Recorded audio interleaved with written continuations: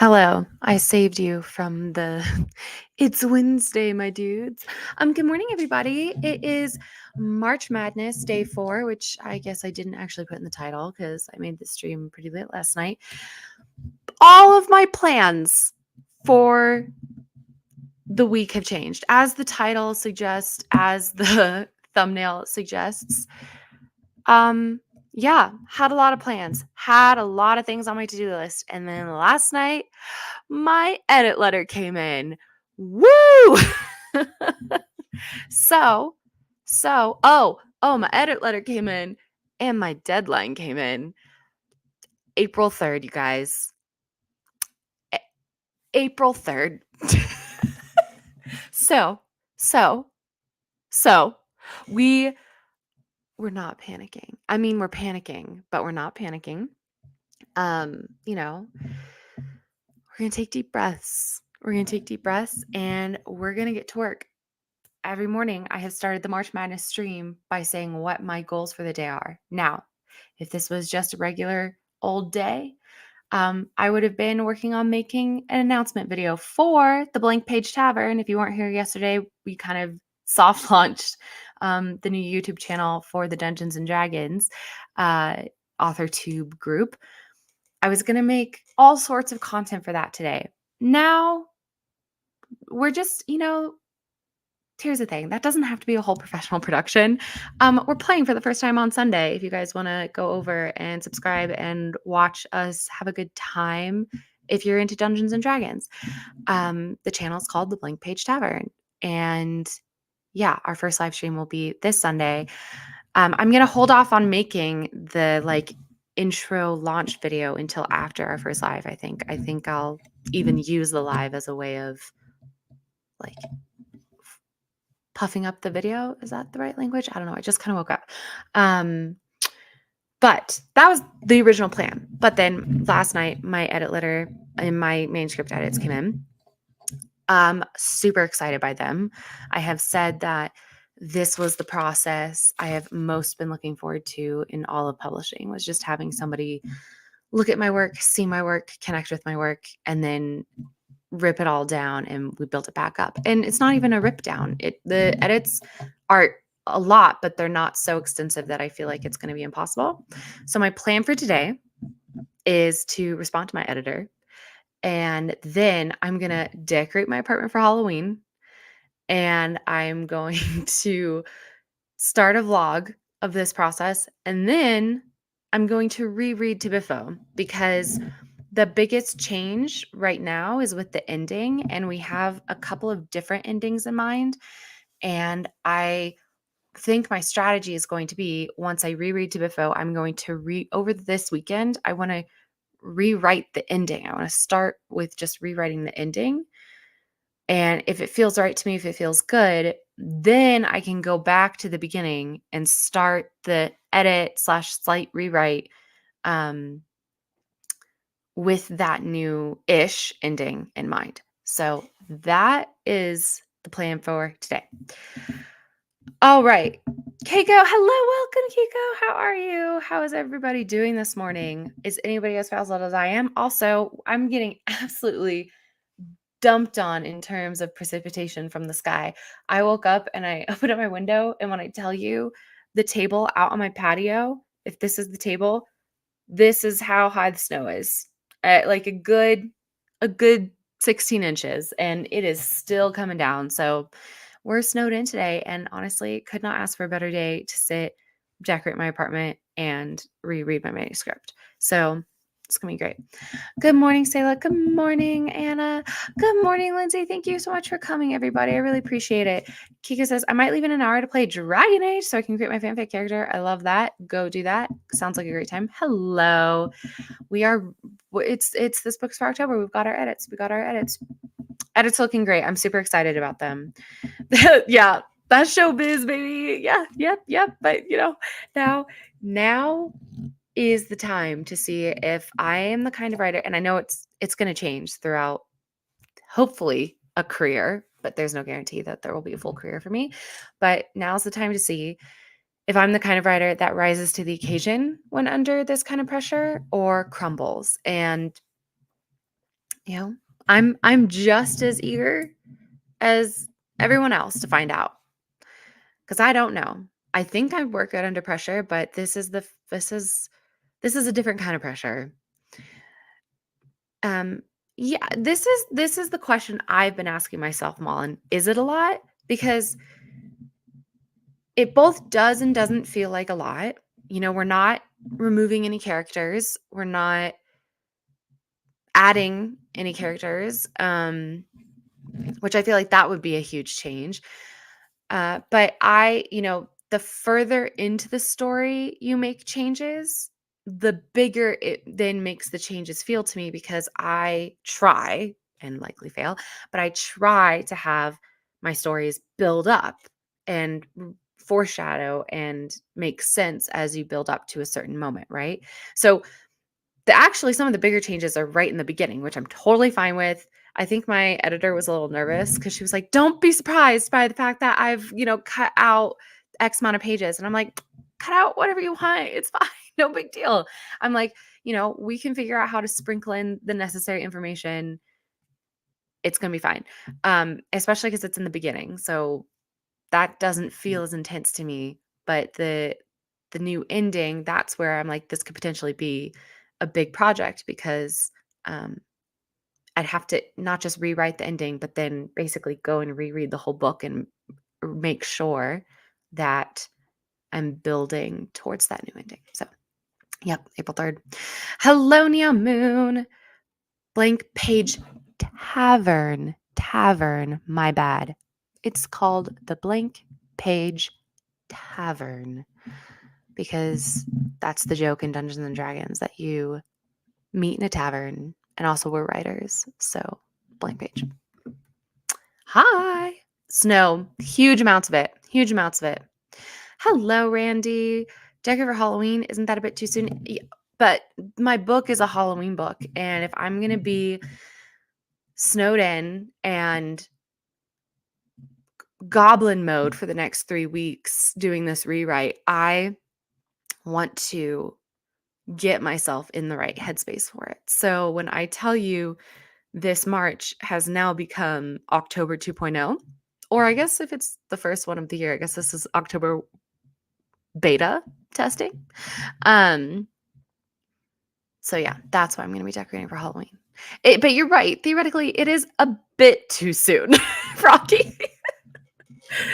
just a bit too soon. He says, "I'm having cake again. Compensation for the new guy in the freezer section who does stupid things, and we have to clean up after him." Oh, well, hopefully he learns and he gets better, and it becomes easier to work with him. I'm sorry that that's a point of frustration for you. Oh, sorry, guys. Hello. I also had cake. It was cream and jam. That sounds good. I don't even worry about it. I mumble, especially this early in the morning. So she's just I can understand why you thought I said blank page pattern. My sister had a strawberry cake made a strawberry cake from scratch, and it's unfortunately terrible. Like a sour pancake. Oh, do you know maybe what she's done wrong? Oh, she's on a diet kick, and I think she cut too much of the sugar. That's fair. October the prequel, exactly. Okay, so because I was about to say because the vibes of the day are so mad anyway, with like all my content planning, everything just getting thrown out the window. I was gonna say we're gonna be just going back to the Wally Sumo workday structure of 45 and 15-minute breaks, 45-minute sprints, 15-minute breaks. And I think let me know how people feel about that. But I just think when it comes to reading, I need bigger chunks of time. So yeah, let me know. Sorry, my brain is processing. If people are like very much against that, we can bring in the dice. But I think it should be okay. Yeah, I'm excited to reread.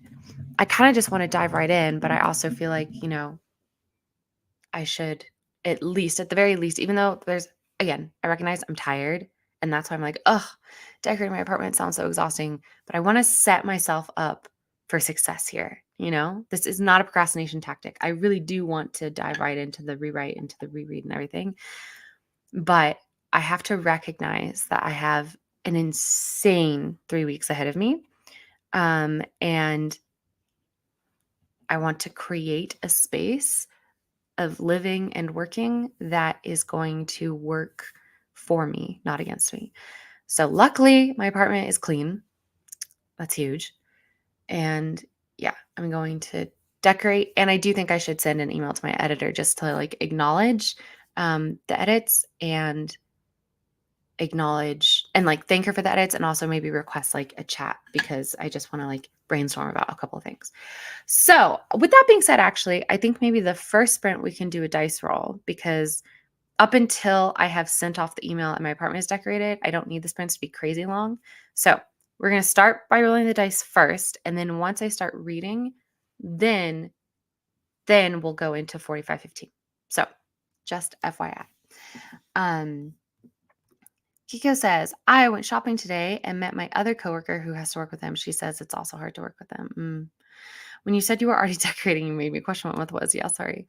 Yes, I returned to the classics. Oh, boy. Wow, I feel like that's the third time I've yawned in the past couple of minutes.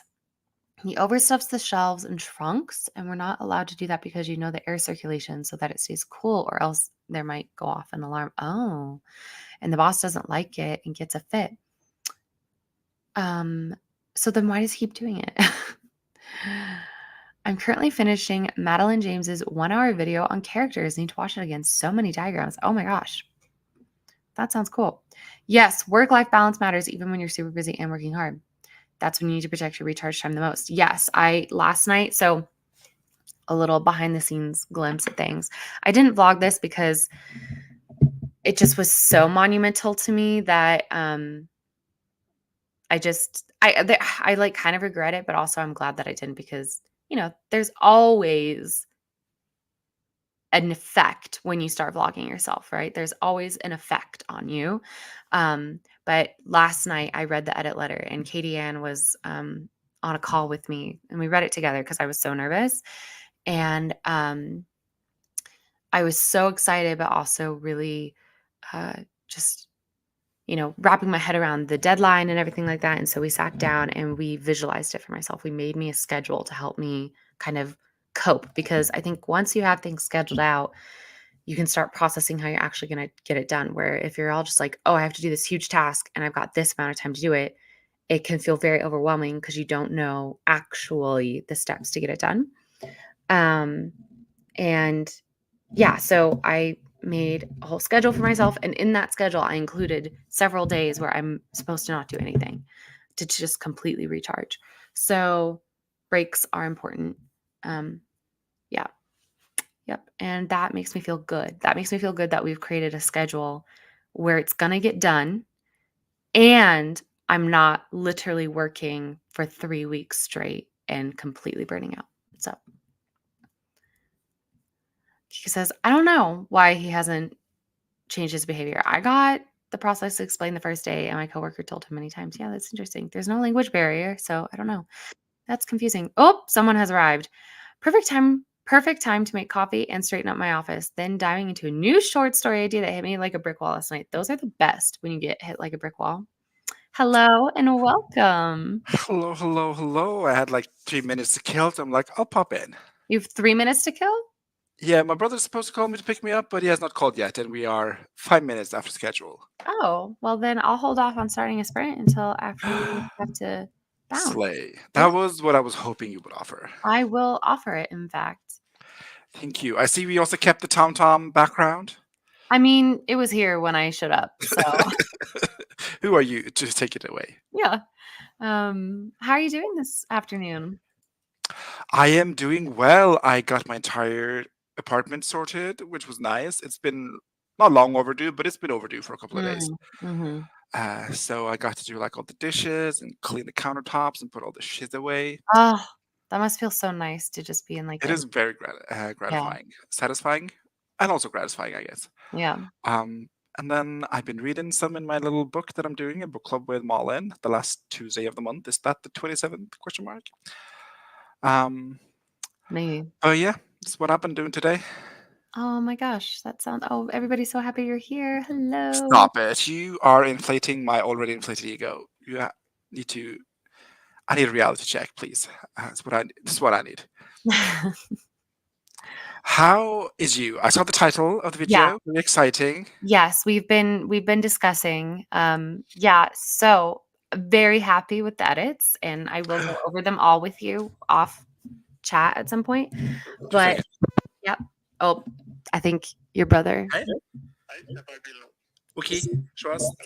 I'm gonna mute him so that stays private. You're fine. You're fine. I muted you. Sorry. He was literally just like coming out, and I'm like, okay. So nothing private was said. Oh, No okay. social security numbers. No Gotcha. car plates. Gotcha. Released in the making of the video. Is he like here? Are you leaving right now? Or is He's he? not spiritually in the room with us, but I need to go in like a minute. Okay. Anyway, the big news, Stieg, is that I have received my edits, and then guess what my deadline is? Yesterday. April 3rd. Okay. For a novel-length novel? Look, when I say I am going to channel the patron saint that is Katie Ann of getting a rewrite done in a 3 weeks. speedy amount of time, she's gonna, we're really gonna just channel her. If we've been friends for 4 years, some of that has to have rubbed off on me, right? Like, Please, dear John. please, seriously, everybody say a prayer. By like your volition, or was it like a government mandated? The government mandated, for sure. Yeah. Yeah. They do not play around in the Yeah. publishing business. Nope. So we're gonna do it. We're gonna get it done. Yeah, I was saying we're gonna rise to the occasion. Lindsay is appreciating virtually in the room with us. Stieg is the most quotable, a novel-length novel. Yeah. Which is a lot, I feel. Mhm. But if anyone, it's us. If anyone, it's us. I was If gonna anyone, say, I it's thought you were us. gonna say, like, I thought you were gonna say, if anyone can do it, it's you, as in me. And I was like, no, if anyone can do it, it's Katie Ann. I'm gonna have to pray. It's the royal us, so including Kitty Ann. Oh, I see. Okay. It's the royal we. But yeah, I'm gonna have to dip. I just Okay. wanted to see your Thanks for beautiful coming face and hear in. your voice. Wish you all the best. I'll maybe be back later because I got a lot to do today. I'll be after here I've for a seen the while. baby. Aw, Thank you. I appreciate that. Sayonara. bye. All right, everybody. Now that he has left us, I think we are going to roll for our very first sprint of the day. Again, this sprint, I will be putting a kettle on the stove, first of all, because it is snowy. Your girly wants tea. And then, I guess if I'm vlogging today, I should get dressed in like actual clothes, huh? Anyway, this sprint.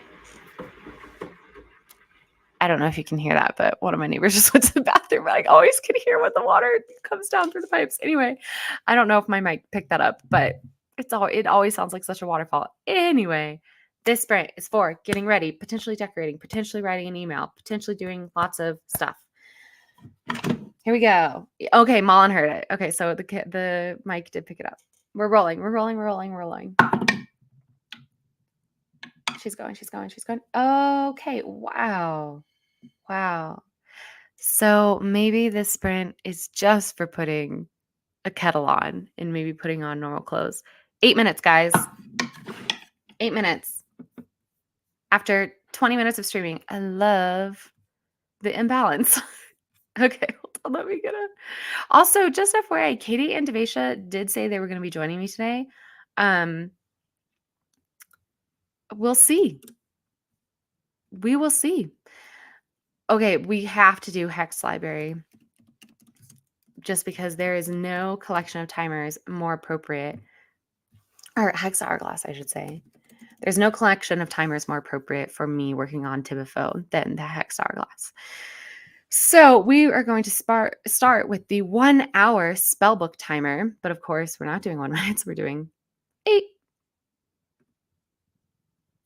All right, let me get this presented. Share screen. Full screen.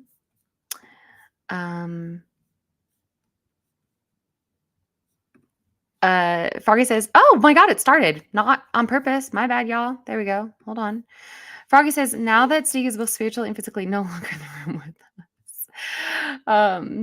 Yeah, the walls aren't that thin. That's the crazy thing. Like it's my upstairs neighbor who I hear the plumbing for. My neighbors that live on either side of me, I can I've checked in with them too because I am loud. I like to blast music. I like to have my TV on, and I literally have been like, "Hey, please let me know if ever I'm being too loud." And they both say that they can't hear anything coming from me. So, and I never hear them either. And it's not like their grandma's just like knitting all day. Like they're young in their 20s, early 30s, kind of living their life. So, no, this apartment complex has nice soundproofing. So I don't know why I'm so intimately familiar with my upstairs neighbor's plumbing habits, but I am.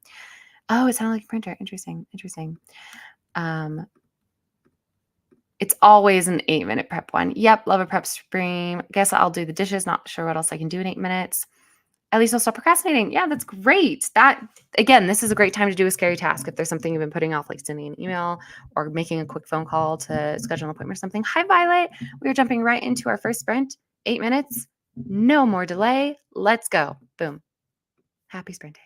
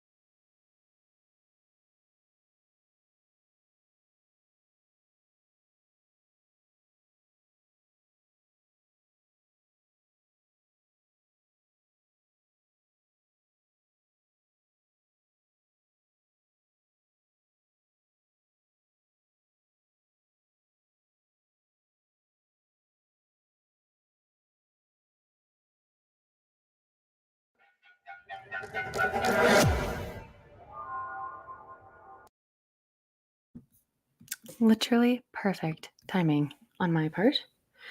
Okay, we put on my writing uniform, which is like a very cozy sweater. So appropriate for the day. What the hell?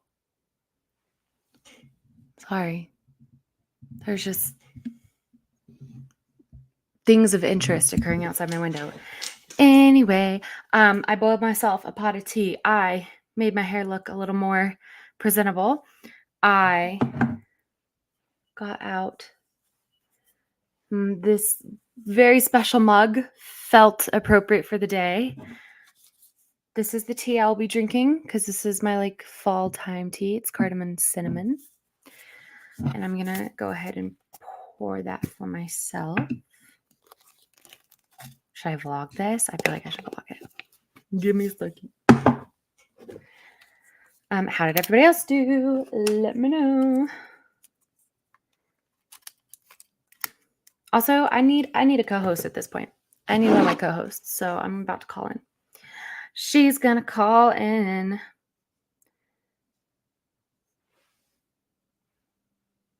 KTN Devesha, I request your presence, please. On the stream, if that wasn't clear. I'm going to tag them. All right, let's see if they answer my call. Okay. We're just gonna do a quick little vlogito of pouring the tea. Gotta get that B-roll footage, you guys. It's so critical. Always. Okay. Do. Hello, record. And just don't burn yourself false, Kenny.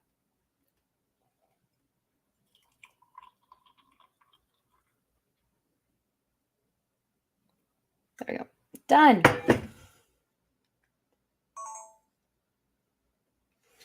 We're being so productive today. I'm sure that was really interesting for you guys. I'm sure that was so interesting for you guys. Let's see. What are people up to? Malin made a coffee, prepped my file, and wrote 50 words in it. Honestly, great job. Nia Moon got the dishes done just in time. I literally was sitting down just as the timer went off. It felt like kismet. Laura, I'm snuggled with Rory, listening to my mother get ready for work. Oh, that's nice. It's always good snuggle time. Walked the doggo. Where did I just put my phone? Walked the doggo and made coffee. Excellent. Neon Moon says, LOL, I love it. Kelly says, hi all, I'm finally here just in time to see the lovely Wallissimo. Thank you, Kelly. Welcome. What are you going to be working on today? Call in. Mullen says, Katie Ann, Devesha, your mom is waiting for you at the reception. I repeat, your mom is waiting for you at the reception. This is so funny, Mullen, because I feel like, I don't know why, but I assume this was a very American experience. Like the intercoms in high schools. I felt like that was an American thing, but now you're making me think that this might be a little bit more universal than I realized. Oh, Laura, thank you. I could join for an hour or so if they can't join yet. I think they're coming. I really do think they're coming, but I really appreciate the offer. I personally love seeing you film, edit, and upload in the same day. Makes author tubing look less daunting and doable. Just FYI, this video will not be coming out. First of all, this video may just not be coming out. This video isn't going to come out until after my edits are done. So I will not be vlogging, editing, and uploading the same day. I was going to do that today. I was going to do that with an announcement video for a YouTube channel, but the plans change. Violet asks, guys, why is my house always such a mess? It never ends. Oh my gosh, I'm so glad Devesha is not here because she would cut me off so I couldn't go into what I'm about to say. Violet, I have a legitimate answer for you. And I don't pretend to know your life. You might be way more minimalist than I think, but when I was in a position where I felt like no matter how often I cleaned, within a day, within 24 hours, I felt like I was living in a mess again. It was because I had too much stuff. And then I ended up, over the course of like 18 months, ended up decluttering like 3,000 items. And I feel like even though I still often am like, oh, I need to clean my kitchen, I need to, organize my desk, I need to do all this stuff. Those tasks are now like 5-10 minute tasks instead of an hour long. So if it really is overwhelming to you, if you really feel like you can't get a handle on your space, um, I'm serious, do a declutter. The way I did mine was I picked a month, but you don't need to wait until the beginning of April. You could start tomorrow and just be like, okay, for the next 30 days, I'm doing a declutter ladder where what I did was I started with the first day I decluttered 64 items. The next day I decluttered 62. The day after that, 60. The day after that, 58, et cetera, all the way down until you get to like 421 or 420. Um, and that's like roughly 1,000 items if you do that for 30 days. Um, and I I know I'm not like trying to be a guru here, but it really changed me and my outlook on things. Again, this could all be so irrelevant to you. You could be like, well, I'm literally a minimalist. Leave me alone. So I'm sorry if this doesn't apply to you, but if there's anyone else listening who is also feeling overwhelmed by their space, a declutter can be so helpful, because another thing it did is that it really kind of nipped a lot of my more consumerist behavior in the bud, because I really was forced to face how many items I actually had. Because at the start of the first declutter I did, which I was like, I'm going to get rid of 1,000 items. And I really felt at the time that I wasn't even sure I had 1,000 items. I owned 1,000 items. And I was like, wow, maybe I'm committing to literally just getting rid of everything I own.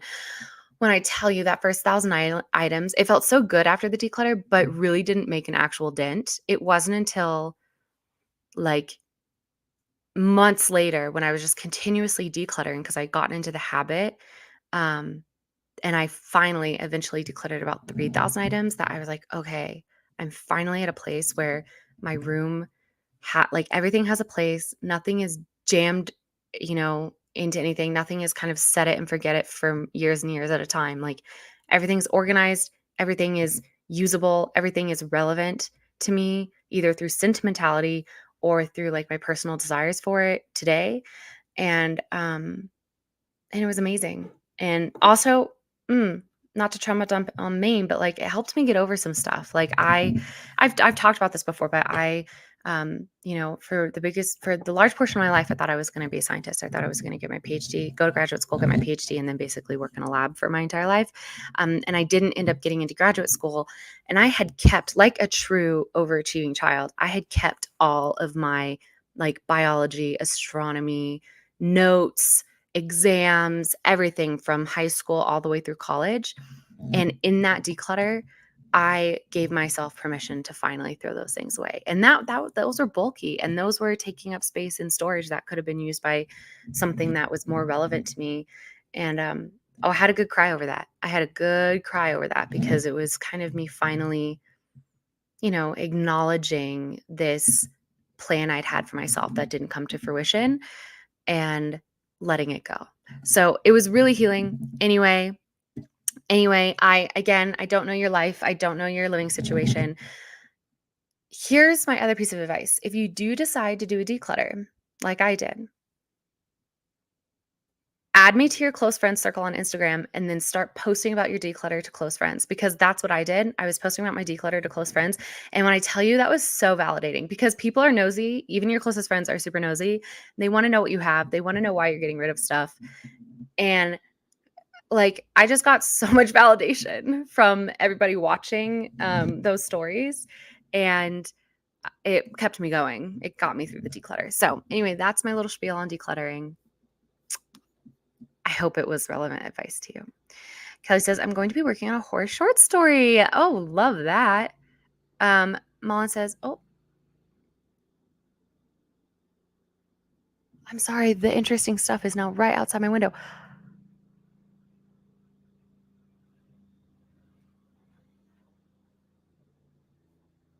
Ha.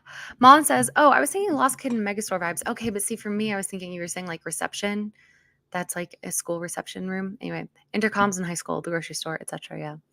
I've never had any intercoms in any of the schools I've been to in France. Yeah, same Froggy. We didn't have any intercoms in school in Belgium. Okay, so I was right. So it's an American thing. Okay, but we did in the supermarket. Lindsay says, I live by the every item has a home. When I'm done using it, it goes immediately back to where it lives, not just hanging around. Really helpful for me. Yes. And another thing I've picked up when I've started like living in this apartment is when I'm cleaning, the way I used to clean was I would clean one area at a time and just like if let's say I was in my kitchen and there was a hairbrush in the kitchen, I would just go and I would walk and I would just kind of dump it in the bathroom and be like, I'll put that actually away once I'm cleaning the bathroom. But then I saw this TikTok that was like, don't give yourself two tasks in one. And I was like, oh my God, that's so obvious and I'm dumb. So now amazingly, when I have a hairbrush in my kitchen, I go and I put the hairbrush in the drawer it's supposed to be. I just don't dump it in its like general area because then I'm just, you know, you're like doubling the time and the mental energy it takes you to complete something when you do it the way I used to do it, where you just like go and dump it someplace and then go back again and then organize again. We can never have too many Le Creuset walls. I love Le Creuset. I'm still building out my collection, but I do think at a certain point there's going to be a point where I'm like, okay, I don't need any more of this. And you know what? That's fair. That's fair. I've tried to get some of my friends to do declutters. I really was on a declutter, mission a couple years ago, and and a lot of them are resistant to it, and it's just something that you kind of have to eventually be called to. And you had said the statement that I had been saying to myself for months and months before I finally was like, I'm going to do declutter.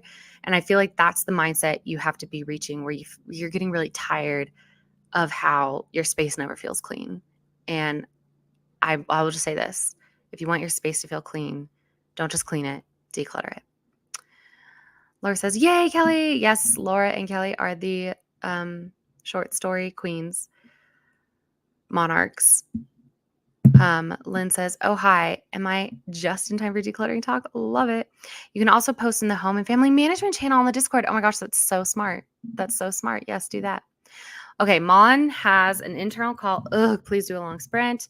Another vote for a longer sprint. I need to wash my hair. Okay, I'm going to roll the dice again, but we will only accept something longer than 30 minutes. How about that? 30 to 60. Those are our options.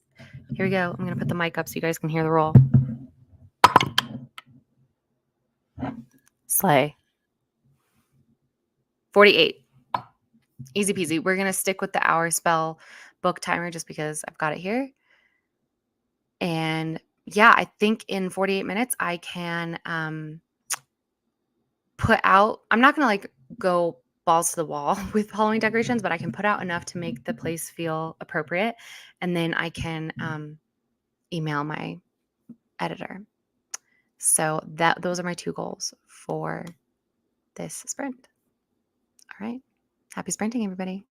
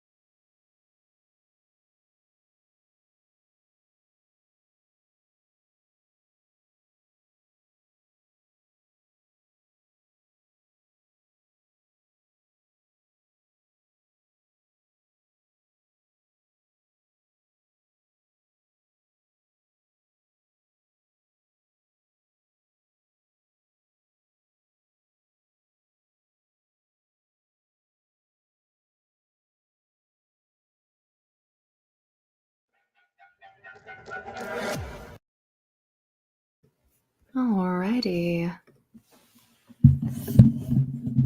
Hello. Hello, hello. Hello. How are you doing this morning? Welcome. Hi. I'm doing okay. My voice is a little scratchy, so sorry about that.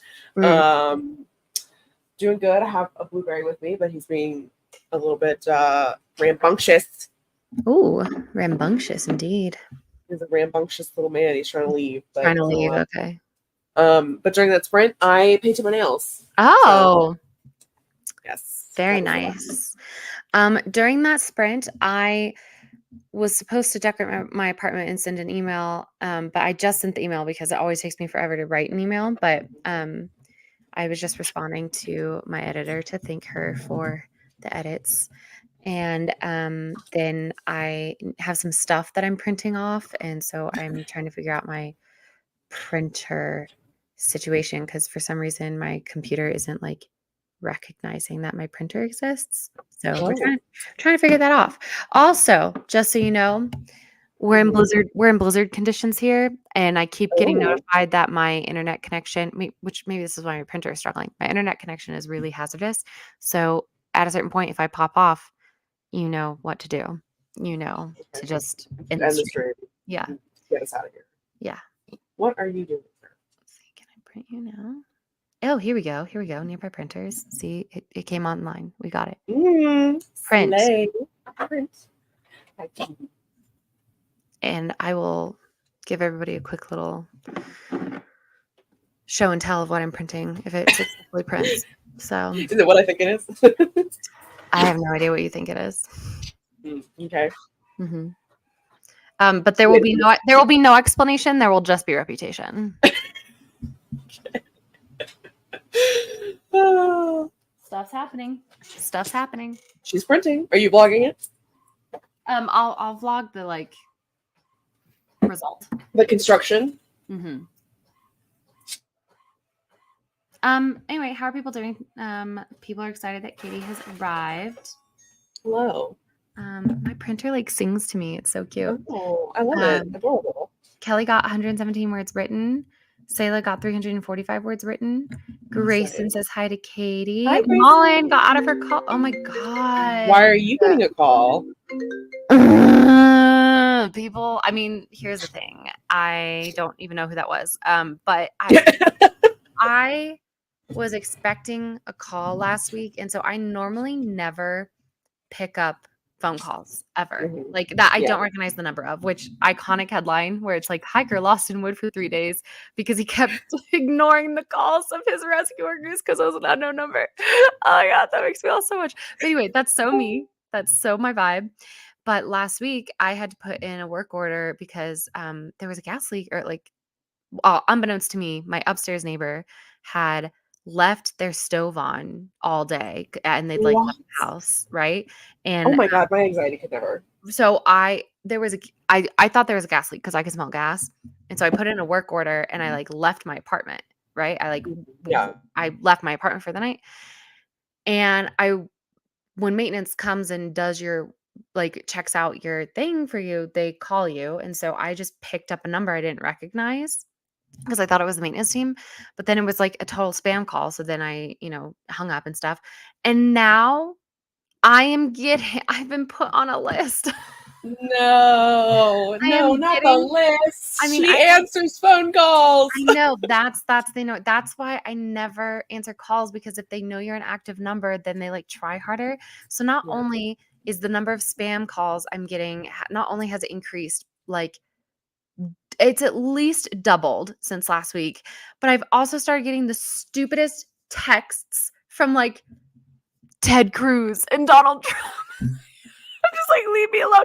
And honestly, though, I don't know if these are actually political texts, but I'm embarrassed for them if they are, because I'm going to try and cover this up. But can you see what it says? It's from Trump. Please, please, please. Oh my god! What it's what are you doing in my house? I know. I'm get out of my house. I try so hard to not think about you. Please leave me alone. Please leave me alone. Please leave me alone. Anyway, it's printed. Do we want to see? Oh my god, yes. We want to see the thing that printed. It's nothing. It's nothing like crazy. It's nothing crazy. But again, there will be no explanation, only reputation. But this is what I just printed. Oh, that's a good one. Right? Oh my god. Thank you for using my headshot. Yeah. I thought you were gonna use a meme photo of me. No. No, Me, that's Gremlin how you mode. behave. That's how you behave. That's not how I Yeah. behave. Look, I would have been fine with it. I love my goblin mode, okay? I have embraced it. What I have not embraced is the fact that my dog is eating my Froggy says, I'm in the process of getting the pantry a deep clean while listening to Bo Burnham. Ooh, yeah. Are you I guess you're inside. Nah. Haha. Lol. Grayson did another top application. Good job, Grayson. You're Woo! killing it with the applications. Violet put in a load of laundry and decluttered. Declutter. Did you add me to your close friends list and add your declutter to your close friends story? Or just send the video straight to Wallace. Yeah, because I'm She telling loves you. a declutter. Yeah. Oh, Violet, good job. Very well done. Mullen says, if you're a bitch to them, they also stop calling. Happened to me. They must have a this one's a bitch list. Time to move to Canada, Wallace, because BC has nice mountains and no Trump text. Here's the thing, though. I'm not sure British Columbia would accept me. Because here's my goal. Do you know why I want this Books for October to have success? Do you want to know the reason why I want it to be successful? Because I'll just because I can see you're like short circuiting, so I'll just tell you. What do you mean? Because if you, and this isn't true for every country, but for many countries, if you can prove like you're self-employed, but it's called like an exceptional artist visa, where if you are an artist who has had success, you can apply to like get extended visas to live places, and not like for permanent residency and stuff. Although I think that is a help, like a path that you can take towards permanent residency. But obviously they want to make sure that people moving to their country are productive people. And so if I can have a book sell well, then I can basically be like to England, like, hey, if I want to come here, don't kick me out after 6 months because I am an exceptional artist. And so everyone buy Wallace's book so she can move to England. Yeah, or to British Canada. Columbia. Or to British Columbia, yeah. I would love, I love British Columbia. Me too. Oh my gosh. One of So the beautiful. best family vacations I ever took was to the mountains, to the national parks. So great. I mean, yes, Yeah. but I'm playing 3D chess here, Mullen. This is the reality of it. Yeah, for sure. And then accidentally fall in love with the movie star that will play the movie and get married. Oh my god, why? I love that you have this whole like headcanon for yourself, Mullen. Is that you're like no, you're already married. No. Oh, incorrect. Look, karma's gonna humble you. Ancient. He is like 45. Are you sorry? That was 45-year-olds. He is significantly older than me. That doesn't mean he's ancient. 45 is, I don't even think 45 is middle-aged yet. Like I still think you're in your youth at 45. But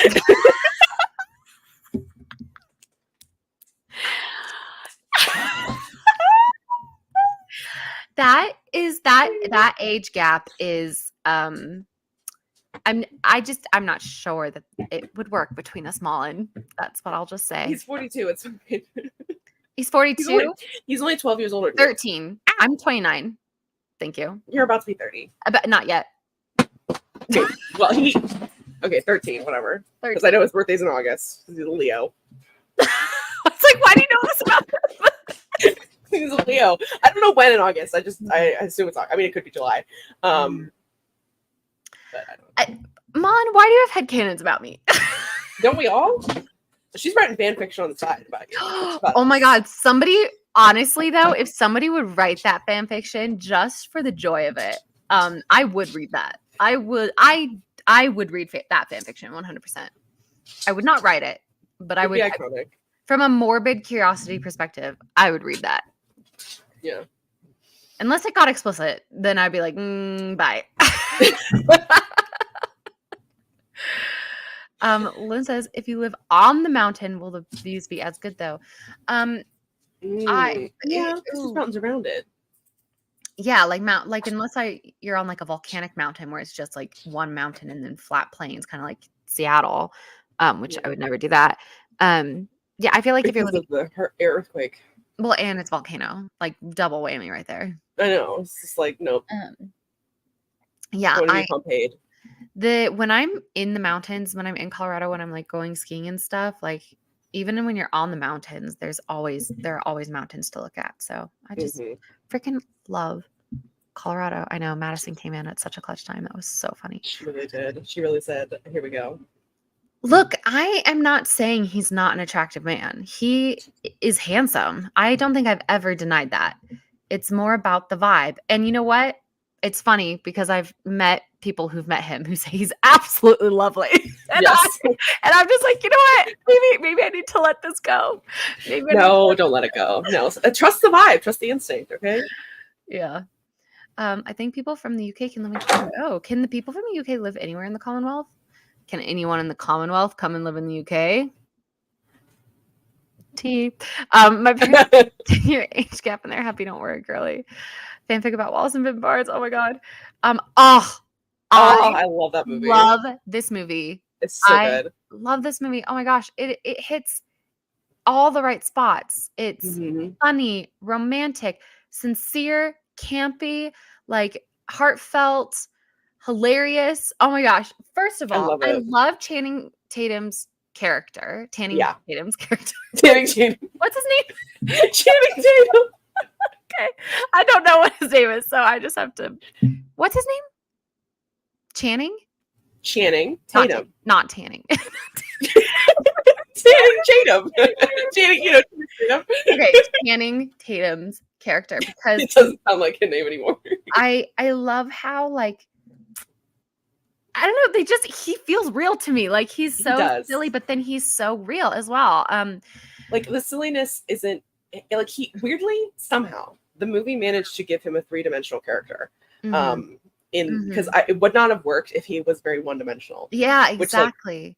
Which, like, it was like, the point of it is, like, all the characters are, one-dimensional stereotypes, but then they are more than that. Yeah. And that's what I really loved about it, is like, it was clearly made by someone who loves those kind of movies and wasn't shitting on it. Yeah. That's what I love the most about it. Oh, like, same.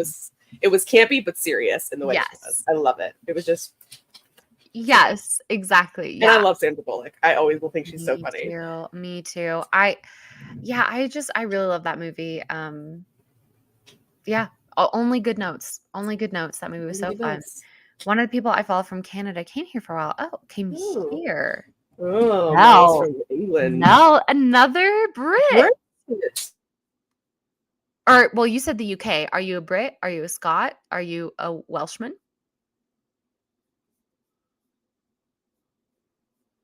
Call in. Let us know.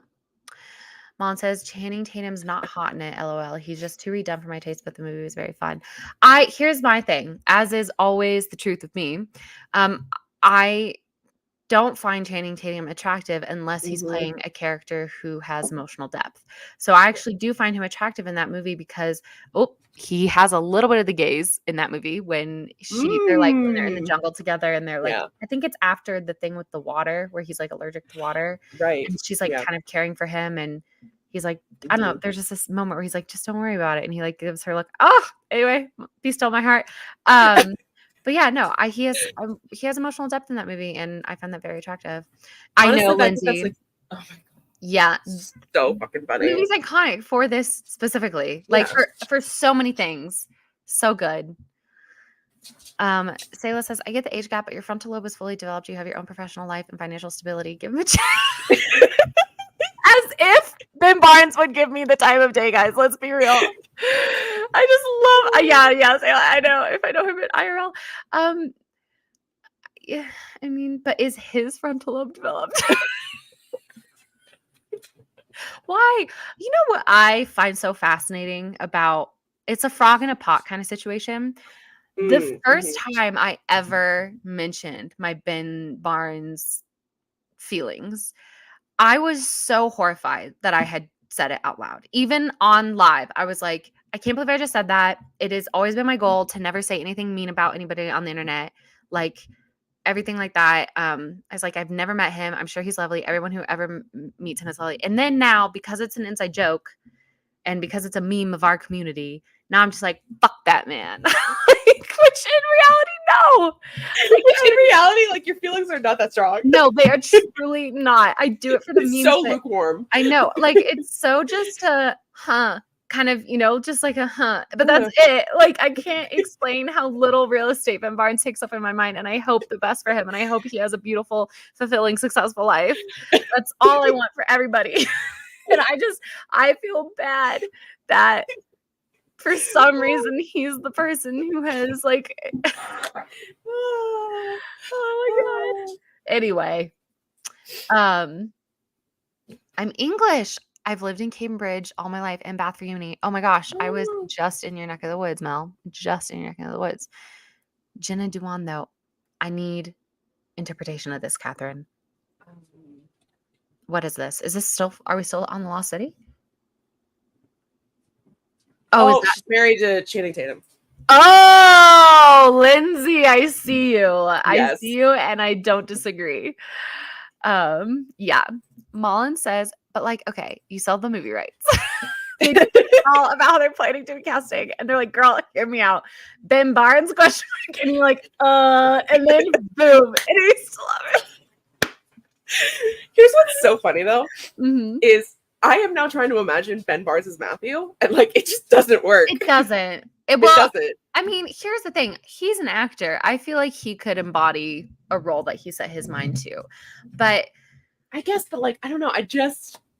He does. I don't know. I just feel like I have a very specific image of Matthew in my head, and Ben Barnes is not it. Can I say this is something that having a mild case of face blindness, and if I am ever so lucky, not so mild, honestly, but yeah, rude. First of all, I recognize you. You me multiple times. We spent how many hours looking at each other online? Okay, maybe I'm misunderstanding face blindness, but I think people with like diagnosable face blindness, like actually sometimes can't even recognize their own loved ones. Like it's just that's how blind they are. And do you actually recognize me, or do you just recognize my mannerisms and my voice? If you were standing in a crowd, I could point you out. Okay. I am intimately familiar with. Well, okay, that sounded weird. That's gonna spawn a whole bunch of new headcanons and fanfics that I'm not here for. Anyway, it's you, the nation that shared the bed, not me. So what was I even saying? Oh, right. Okay. Face blindness. I swear this is relevant. I really feel like I am so prepped to not have my heart broken over any adaptations of my stories if I am lucky enough to sell them, because here's the reality. It's not about how the character looks. I don't care who they cast. I truly don't. They just have to be able to act the part, right? I would rather they cast someone, because I wrote Matthew as like your stereotypical dark-haired, very pale-skinned, blue-eyed boy, because that's who my sister lusts over. Ooh, sorry, that was really getting deep into her shit. It doesn't matter. But like, I don't care if they cast someone on the opposite end of the physical spectrum than how I describe Matthew, as long as he has the gaze, as long as he can look at the girl who plays Kate, and I believe wholeheartedly that he would die for her, like that is so vastly more important to me. So I'm not, if they were like Ben Barnes, I'd be like, well, people watch it. Probably. That's true. Honestly, actually so true. It would be very popular because of Ben Barnes. I just love this. And then boom. And he's so lovers. That's so funny. Enemies. Lynn being like, I'd read it. Bucky Barnes is the only fuck up pop I have. It's the coworkers to rivals to lovers of my dreams. All right. Well, somebody's got to write it now. I've never read the book though. Excuse me. That's fine. I understand what she's saying. She's like, how I cast Matthew. I've never read the book, which is fair, but you'll get a chance to. Intuitively. The fan fiction. Right. Well, so like the casting, I love this. We're just getting it here. Okay, the casting director is all. I know he's not Matthew, but he'd bring in the big bucks. And that Princess Wallace, who wants to be a pop, not a flop, because Wallace wants to move to the UK, and then she's like, wait, I can really move to the UK. I have a British husband, and so it's a green card marriage. The plot's there. Oh my god. Grape says, should I even come on stream or leave you two in this intimate moment? Please come. Please come. Come on. Wait.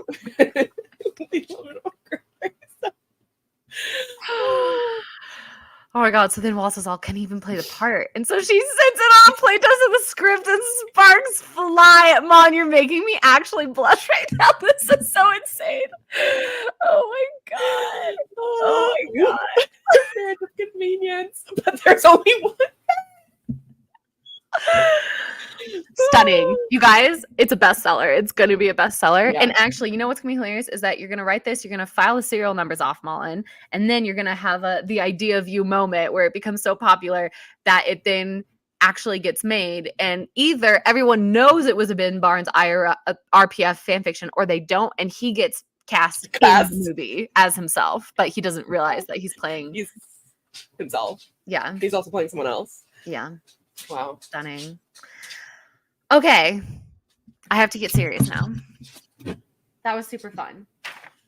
What are you doing? Oh my god. Okay, first of all, love this idea. Someone start a Google Doc and drop it. We'll write it together. Oh my god, now it's the proposal. Your life is a Sandy movie. I love that movie. Speaking of Sandra Bullock, because that's kind of how sort of it started. We were talking about Lost City. Yeah, so true. Okay. My life as if it's all not hypothetical. Madison, do you remember the first time that Madison came? And I was actually so scared that she actually was. Can we also Here's the thing. She is. I know. Yes. No. Yes. But what I do love is that day that for people who don't know, for people who haven't been around for that long, when Madison first started coming to our chat, Madison, are you okay with me? You've taken away your last name. Are you okay with me saying your last name? Call in, because I'm not going to tell the story if there's a reason you took your last name off of your profile. So hold on. I won't tell that story. Sorry. Pause for everyone. So sorry, everyone. Pause. Okay, she's fine. So when Madison first, hello. When Madison first showed up to our streams, she was Madison Barnes, and I feel like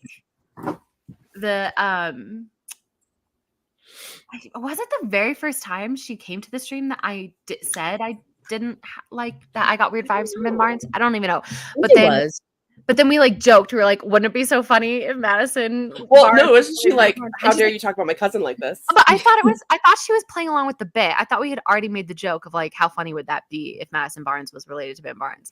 But anyway, so then it became this whole joke to the point where Madison, no joke, looked up Ben Barnes' family's names, like his parents' names, because she's like, oh yeah, aunt, what's her face, and uncle. Like she had his actual parents' names. And she's like, yeah, like, oh my gosh, it was insane. It was insane.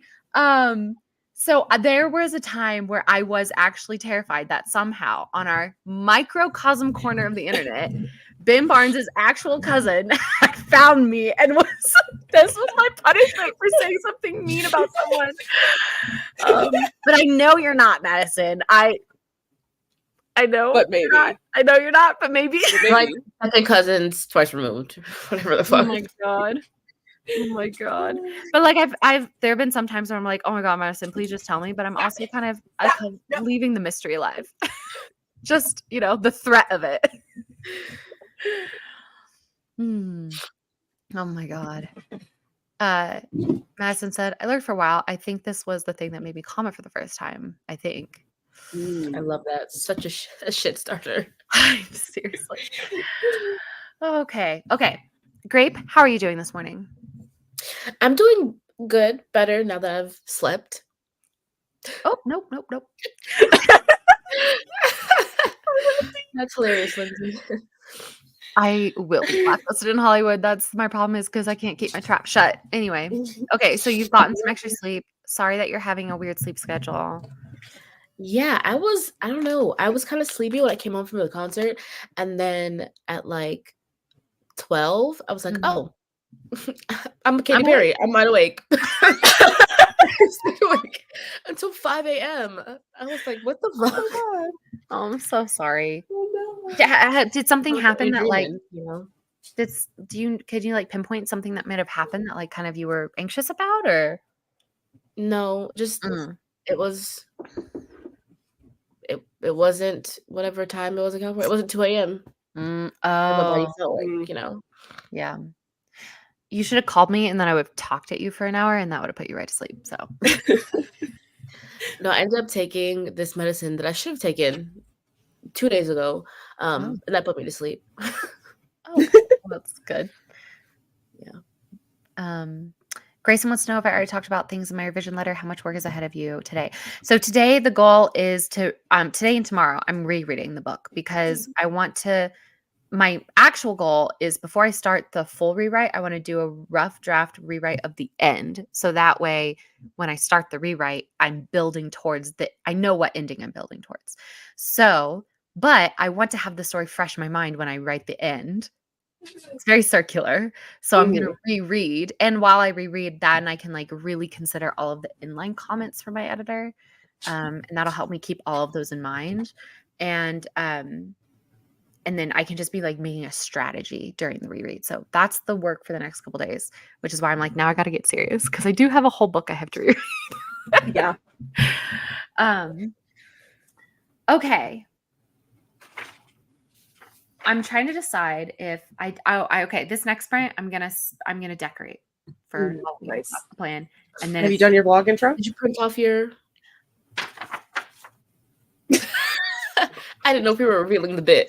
Well, we haven't I said there will be no no explanation, just reputation. So people know that I have printed something off, but they don't understand. Or at least I have not explained the bit. They might have guessed the bit, but I have not explained it. So we're gonna do one more dice roll sprint, hopefully lengthy. That should be like 3 minutes. Seriously, and then once my apartment is decorated and things are set up and oh yeah, Katie, I guess I should technically vlog, huh? I could Just vlog.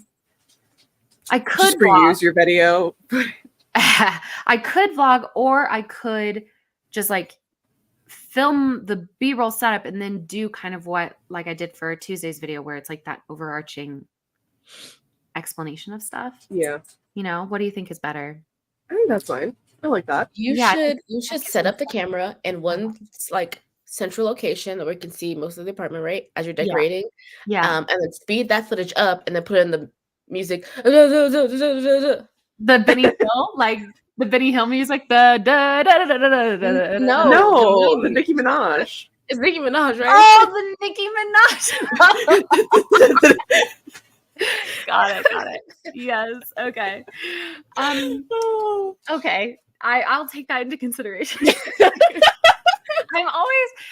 I'm always struggling with like, what's the tone of my videos? Are they funny and campy, or are they cozy and like comforting? You know, and I feel like, all of the above. I feel like it's such whiplash. So people have been commenting on my most recent video saying that they're going back and rewatching my whole This Book is for October playlist, and a part of me is like, I'm so sorry. I was rewatching it a while ago, getting all the clips where I said I'm never publishing this book, and the one where it's July Camp Nano and my sister and I go to Mackinac and we go into the house.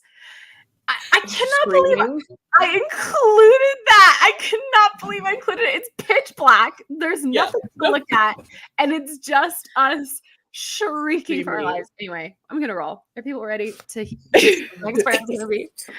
Oh my gosh.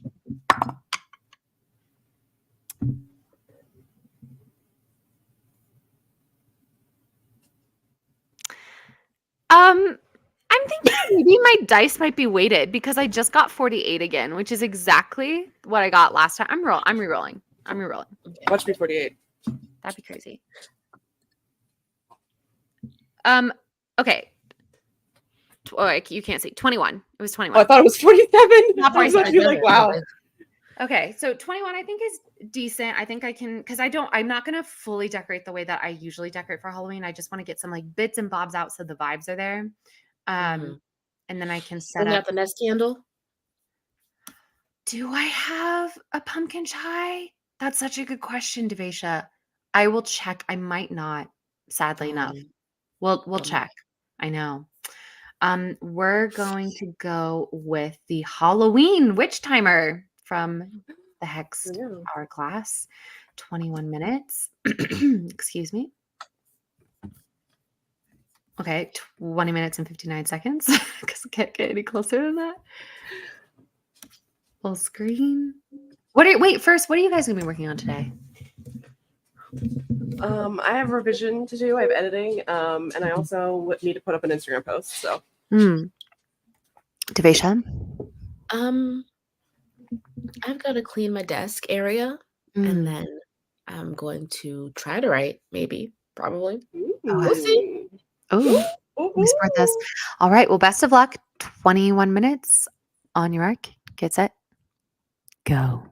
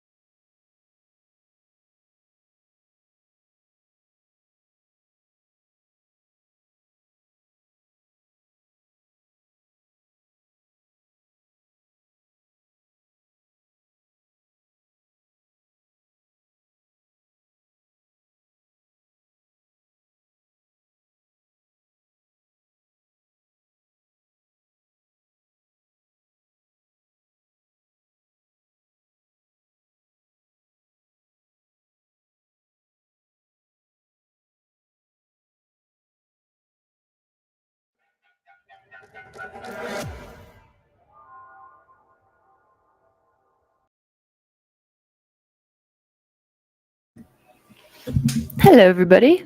I'm still working. Give me a second. Give me a second. Katie, will you take over for a second?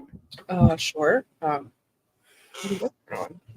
Oh, I'm just pulling out of my, like, I have a whole witchy box with a lot of stuff that I was getting from those subscription boxes from the witch. Right. And I pulled out the very first one I ever got, which is the Hecate pieces. So that way I can put them up, decorate with them. So Those have the vibes for sure. yeah. Yeah, so what did I do during that sprint? I honestly did not do anything that I said I was going to do. I brushed my hair and then tried to fix my fitness app because it's saying that I did no miles while I was in Indian Wells, and I certainly did. Certainly did a lot of miles. Your phone, if you were carrying your phone with you, would have counted your steps. So you can see know. there in the Where? health. In health. Wait, do you have an iPhone? It's Health? fitness. Yes. It's in fitness. No. But that's The fitness app's what's not working. Yeah, fitness app isn't working. So if Wow. you go into Well, health, then, yeah. Because let me show you. Let me show you. Look, my ring's fully filled in. mhm. It shows that I've burned calories, distance, 0 miles, and 0 steps. It was like, fuck you, Wow. bitch. Fuck Yeah. you and your Camino dreams. I So- love my health though. Yeah, if you go and you scroll down, steps should be there, and it should say like your average amount, and then you can look. Reminds me, I have to fill mine in. Nice. Oh wow. Okay, cool. Awesome. So yeah, I was trying to figure that out, and then now I'm just writing the caption for my Instagram post. That should have been up a week ago, but it's fine. Fine. And that was all. How'd you do? Great. I just tidied up a little bit, got myself some water. I think I've got more to clean. So next sprint, I'll be finished cleaning. Then I get to writing. Nice. Love a clean place.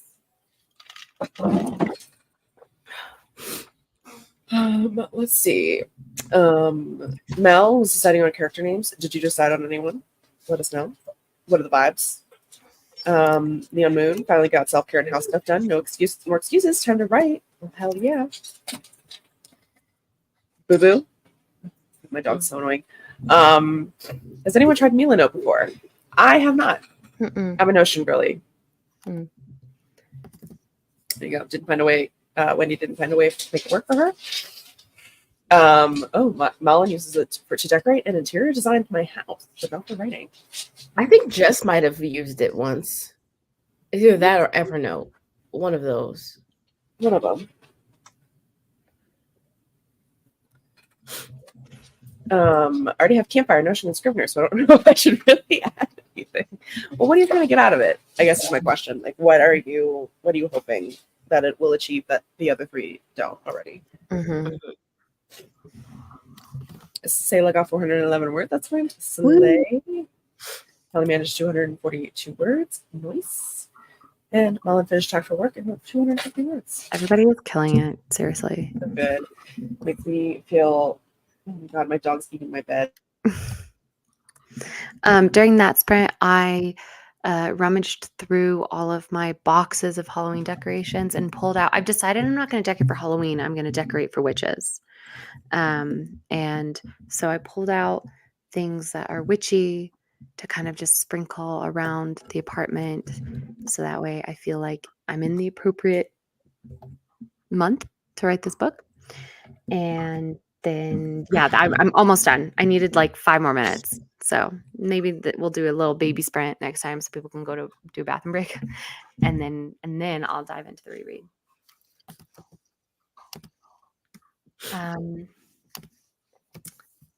So maybe Katie already read this. I don't know. Neo Moon said 676 words, not on what I should have been working on, but oh well. Oh, well. Is with 3 pumpkins behind her. Look, witches have pumpkins. 4. Y'all, so many more than that, you guys. Hold on. So many. 1, 2, 3, 4, 5, 6, 7, and the witch bear. So, yeah. She's pumpkined up.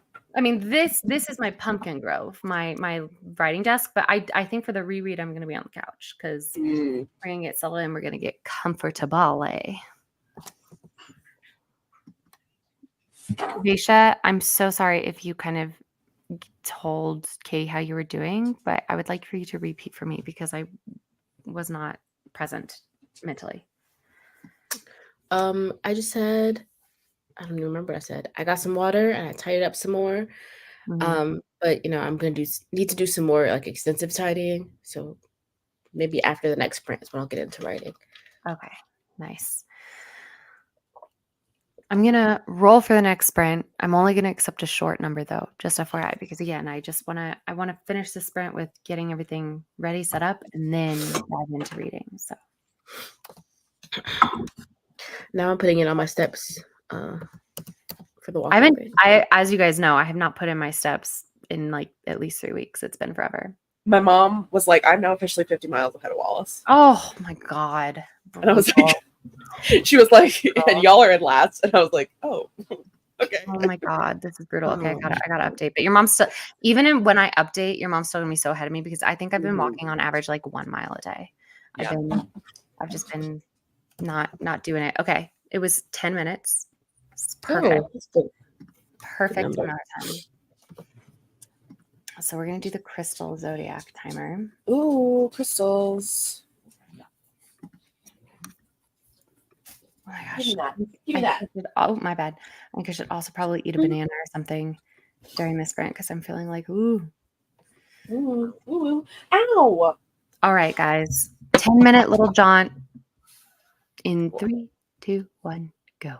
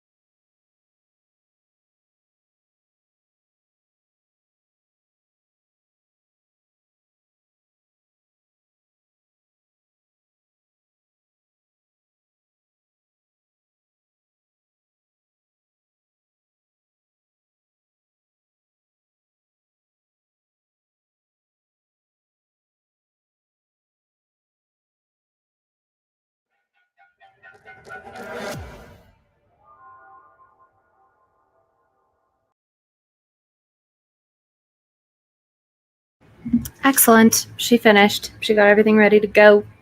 Lovely. Lovely. Lovely. Okay, let's see what people are up to. For my contemporary. Oh, go ahead. Nope. No. What'd you guys do? I'm just working on my caption for my Instagram post, and I hate writing captions. Hate writing them. I was going to say that I would just like to say that I'm only 25 miles behind Katie's mom. So Oh, I'm not going to catch up, but I'm not as far behind as I was. Nice. Very nice. Slay. seriously, very nice. Let's see. What did I do? Oh, right. I said I finished decorating. I even washed some dishes and I emptied my dishwasher and like hand washed some dishes. So it was good sprint. Mel says, for my contemporary sapphic romance, rival uni societies put on a performance of Midsummer Night's Dream. I named the love interest Cordelia and the protagonist is Jules. Gaze Everywhere asks, hey Wallace, would you like to see the mock-up cover I made for the it's Full House. Mock-up cover I made for the low fantasy Heidi retelling. Always put it in. Do we have a covers thing in the Discord? Nah, just the fiction section. I think. Yeah, just put it in the fiction section of Gaze, and please and thank you. Mel says, I might change Jules to Kit. I love the name Kit. That was so fast. It was really. I didn't even have time to flip a pancake, girl. How long are you cooking a pancake for? What kind of pancake is this? I mean, you gotta take time to like mix the batter and stuff. Okay. Okay. That's fair. Sayla says 110 words that time. I should wow, in 10 minutes. Nice. I should probably make lunch before a work meeting in 45 minutes. Like 250 more words. Decent. Very decent, guys. The Avengers have assembled. Yep. Oh my God. Gang's all here. Oh, excellent. I'm going to go check it out. I want to go see. It's maybe in the fiction section. Is that what we said? Mm-hmm. Oh my gosh. Wow. I'm really behind on the fiction section. I don't see it. Anybody see it? No. I'm not checking. I don't see it, guys. Lindsay says, I did a sprint in my middle grade horror revision and figured out a better opening for my YA Gothic horror / this November Nano project. Amazing. Mon says 100 words or so. So close to finishing my chapter. OMG, all 4 of you guys are here now. How nice. Yay. Check again. It's there for me. Sad face. Okay, I'll check again. I see it now. Oh, me too. Oh. She cute. Whoa, you designed this yourself? Have you made the art too? Because it's really good. Freaking awesome. Discord won't load for me. That is such a cool concept for a cover. Pancake has been flipped. It's there, just popped up. No, I sold the art. Oh, okay, well, but still, it's a cool concept for a cover. Stieg, how was your hangout with your brother? I feel like that was so fast. That was approximately 3 hours. No, No, 2 hours and 15 minutes. It was not. Has it really been 2 hours and 15 minutes? According to Norwegian time zones, I don't know. Wow. We have been streaming for 2 hours and 44 minutes. So, Stieg, would you be shocked if I said we have not sprinted once since you left? Yes, because you were going into a sprint as I was leaving. Yeah, we've been sprinting the whole time. I But also, I would not be shocked. I know you. I knew you wouldn't be. That's why I asked. How was the baby? Oh yeah. I got to see the baby at a distance. You gotta tread carefully because Alexa play jealousy. So. Huh? You're jealous you didn't get to be up close to the baby? No, it's just the older one. We're like a little bit wary that all the attention will be on the baby. So we're trying to. You were hanging out with the. So I was visiting the big one today. Oh, that was sweet, Steve. You're such a good uncle. I don't know about that. I just like, ugh, I want to see the baby. Oh, But but I guess we'll drive this car. I bet your I nephew love really the new baby appreciates- smell. Oh yeah. I got to experience new baby smell yesterday. That was awesome. Well, I did not, so I'm happy for you ladies. Sorry. I got to watch it from afar. But I bet your like toddler nephew was really appreciative for the time that Oh, we were having a time. We Good. were driving fast, leaving no trails behind. oh no, you accidentally Hey Alexa, play Oh my Hamster god! Dance. Shut up, Wallace. Did I get anybody? Hey Alexa, play Hamster Shut Dance. up.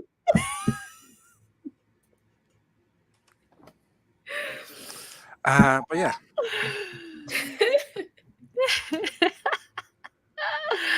Let me know if I got anybody. You know what? That is another reason I want Tibifo to do well, so that way I can do a live stream like Q&A, and then at the very end with like lots of people there, and at the very end just Hamster Dance. You know, dozens of people. That would be so fun. Hey Alexa, play Hamster Dance. that was something. Oh, Amsterdam by Imagine Dragons just popped up on my For You page. And like, God, the memories. I don't know if I've ever heard that song. I know Amsterdam by Katie, you're the one who introduced me to that song. Amsterdam by, it was on my Camino playlist. Amsterdam by, who is it? Imagine Dragons? No, it's not. Not that I have anything against Imagine Dragons. By Gregory Alan Isakov. Yes. Okay. Yes. I love. Yeah. Forgot that. That's I got her. I got her. oh my That's god. That is amazing. But speaking of Imagine Dragons, Mm. You know what? I gotta get out of here. Oh, did anyone see don't. that? I God. don't. Don't. I was so ready to like, sincerely take on to listen to what you were going to say, Steve. I have an anecdote about Imagine Dragons, and it's not Imagine Dragon, these nuts all over your face. Okay. Something completely different.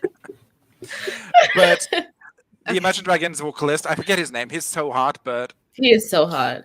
God bless that man. God bless the Ooh. broken pussy. Road. Nope, taking that back.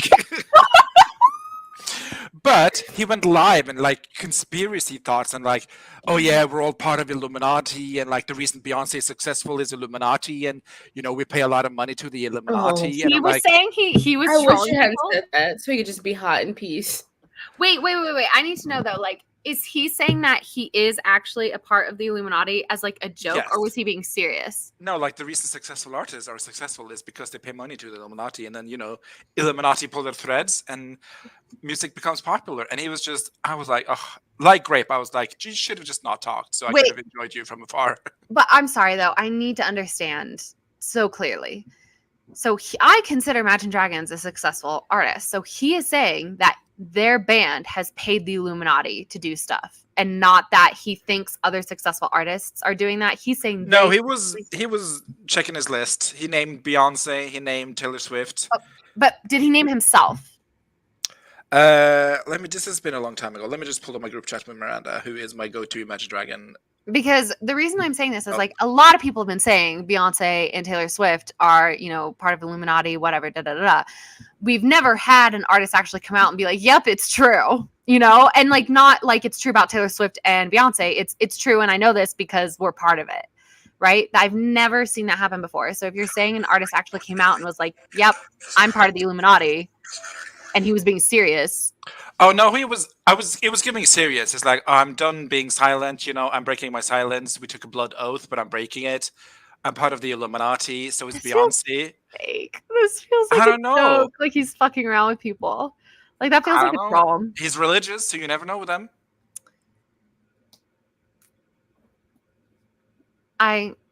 Here's my theory.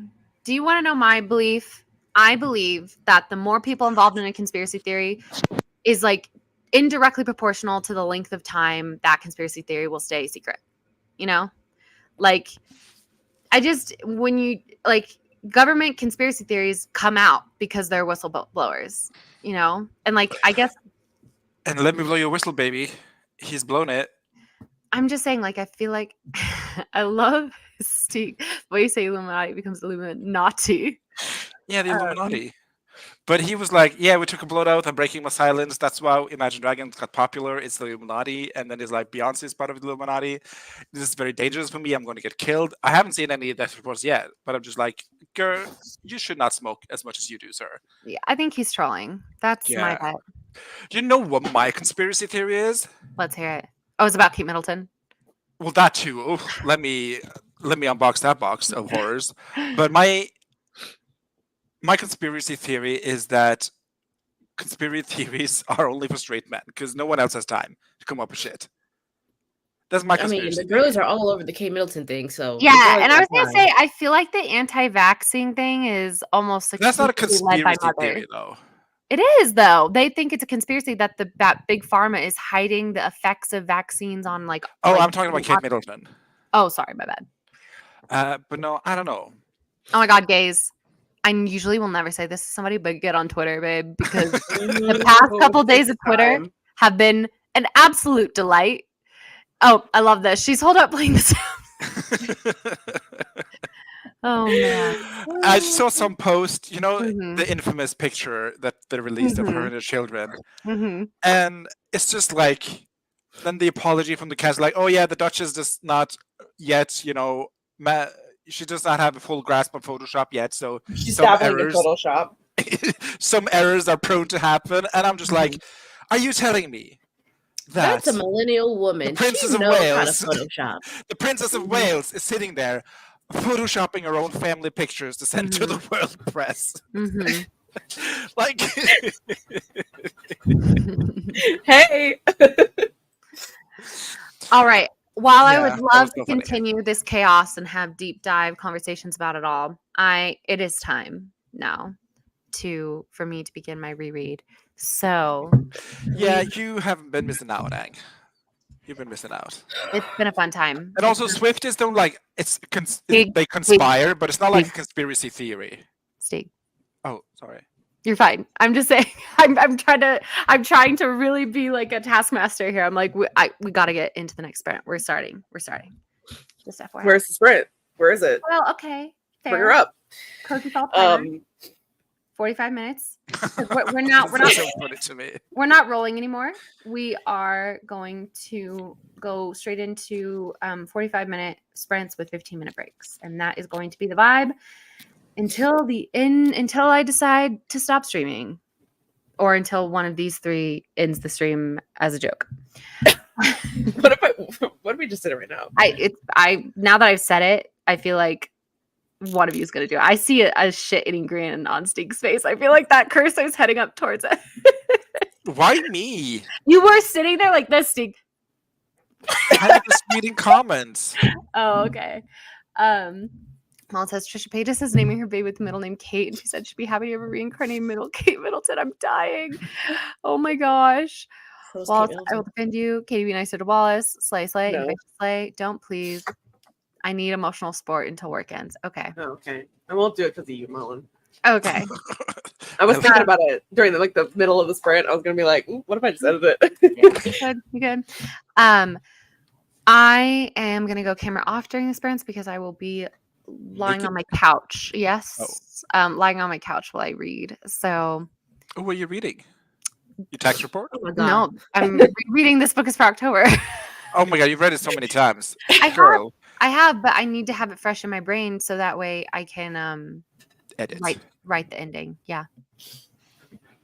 Okay. Well, have a speedy read. Thank you. Happy.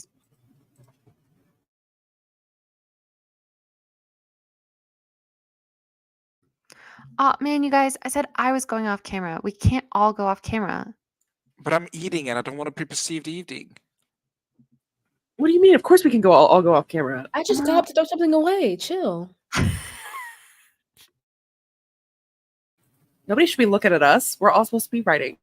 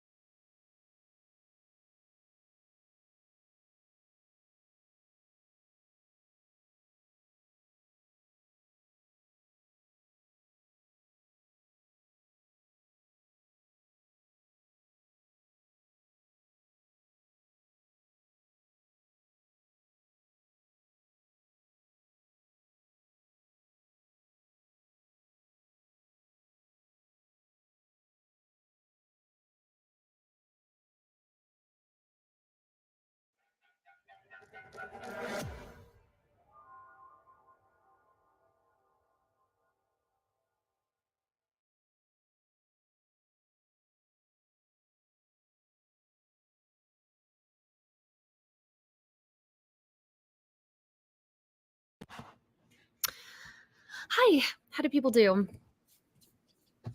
Good. I've been editing. I posted my Instagram post, and one funny thing that happened while I was editing is my agent does not know much about tennis, and I mentioned that Luca's watching one of her friends play, and I mentioned that her friend is playing against a lucky loser, and my agent commented, "It seems really mean that Luca is calling this player a loser." Wait, I don't know what that means. What is a lucky loser? A lucky loser is someone who lost in qualifying, but because someone else in the main draw pulled out, they now get to play. So they're literally called a lucky loser. Like Got it. that's actually like literally when you're looking at a draw, right? Like Like and that's sometimes an it'll have official like term numbers. for it. Yeah, like if someone gets a wild card, which means they get to go in the draw, even though like they may not have the ranking for it, it'll Right. say WC. But like literally for people who get in the draw because they lost in qualifying, but then someone pulled out, it literally has LL next to their name, so you know that they're literally a lucky loser. My brain's just And so that and is so it's funny. So I had to explain. I like put in the narrative too. Like I explained what a lucky loser is, and then I also said I was like, "LOL, I'm so sorry. This is an official term." that is funny. That is funny. How'd you do, Delisha? I made some tea. I took some Dayquil. I put something in the oven that I should probably go get out now. I'm trying to ward off the health sickness. I feel it coming. I'm trying to, A post-travel cold, a post-trip flu. Yes. Yeah. Yeah. I wish you the best of luck, but sometimes you just have to accept the inevitable. And instead of trying to ward it off, just try and mitigate it as best you can. You know, zinc. Take zinc now. Seriously, Yeah. it's so okay, for real. I don't have any of that, but sure. I'll like Uber You Eats. Not Uber Yeah, Eats. you can get Instacart. it, There we go. you can get it at like Yes. a Walgreens or something like that. So you can definitely get it delivered to you. Mhm. And also Ava's advice also, yes, sleep is so Yes. important, which, you know, that's something that you're lacking on right now. I started my reread, and while I was rereading, I'm also like acknowledging some of the notes that my editor has made. Mhm. And I like kind of got stressed right at the start because so one of the first edits is that we're just getting rid of like the first 10 pages, and I'm totally fine with that. It's like I'm not emotionally attached to those first 10 pages. I will say though that getting rid of those first 10 pages then, which arguably are very exposition heavy, so it makes sense why she didn't want them. It's gonna make There's some good stuff in there. they're right. That's my thing. So I was like, so sorry. This is what I'm trying to say. At the very beginning, it took me a while to like get fully into the reread because I was like, okay, should I read the document on Google Docs so I can actually read all the stuff that she's actually deleted? Or should I read it as a Word document on my computer and just read it how she has edited it? Because if I open it up on my computer, all those pages, they're just gone. Now there's like a track change that says something was deleted. And so what I've decided to do is I've decided to read it on my computer as it is now, because it's been like, gosh, I think the last time I read Tabitha was in September. So it's been several months. And so I feel like I've got a fresh mind on it. And I feel like I'll be able to point out plot holes better if I don't read what is no longer included. So I'm going to try and go in kind of thinking about what's no longer been included and read and see what makes sense. And my biggest thing right now is, and I'm going to set up a call with my editor and hopefully we can like brainstorm how to fix it. But there is like a mystery, like just a question, you know, that's weird. Why did this happen? That gets set up in those initial 10 pages. And then at the very end of the first chapter, you get somebody being like, do something to like the main character gets told, like, if you do X, Y, and Z, you will figure out why that happened. And that's kind of the big, like, go of like, that's meant to be a big part of the end of the first chapter of like a really pull the reader in for interest of being like, oh, wait, so we're actually going to get an answer to this kind of thing.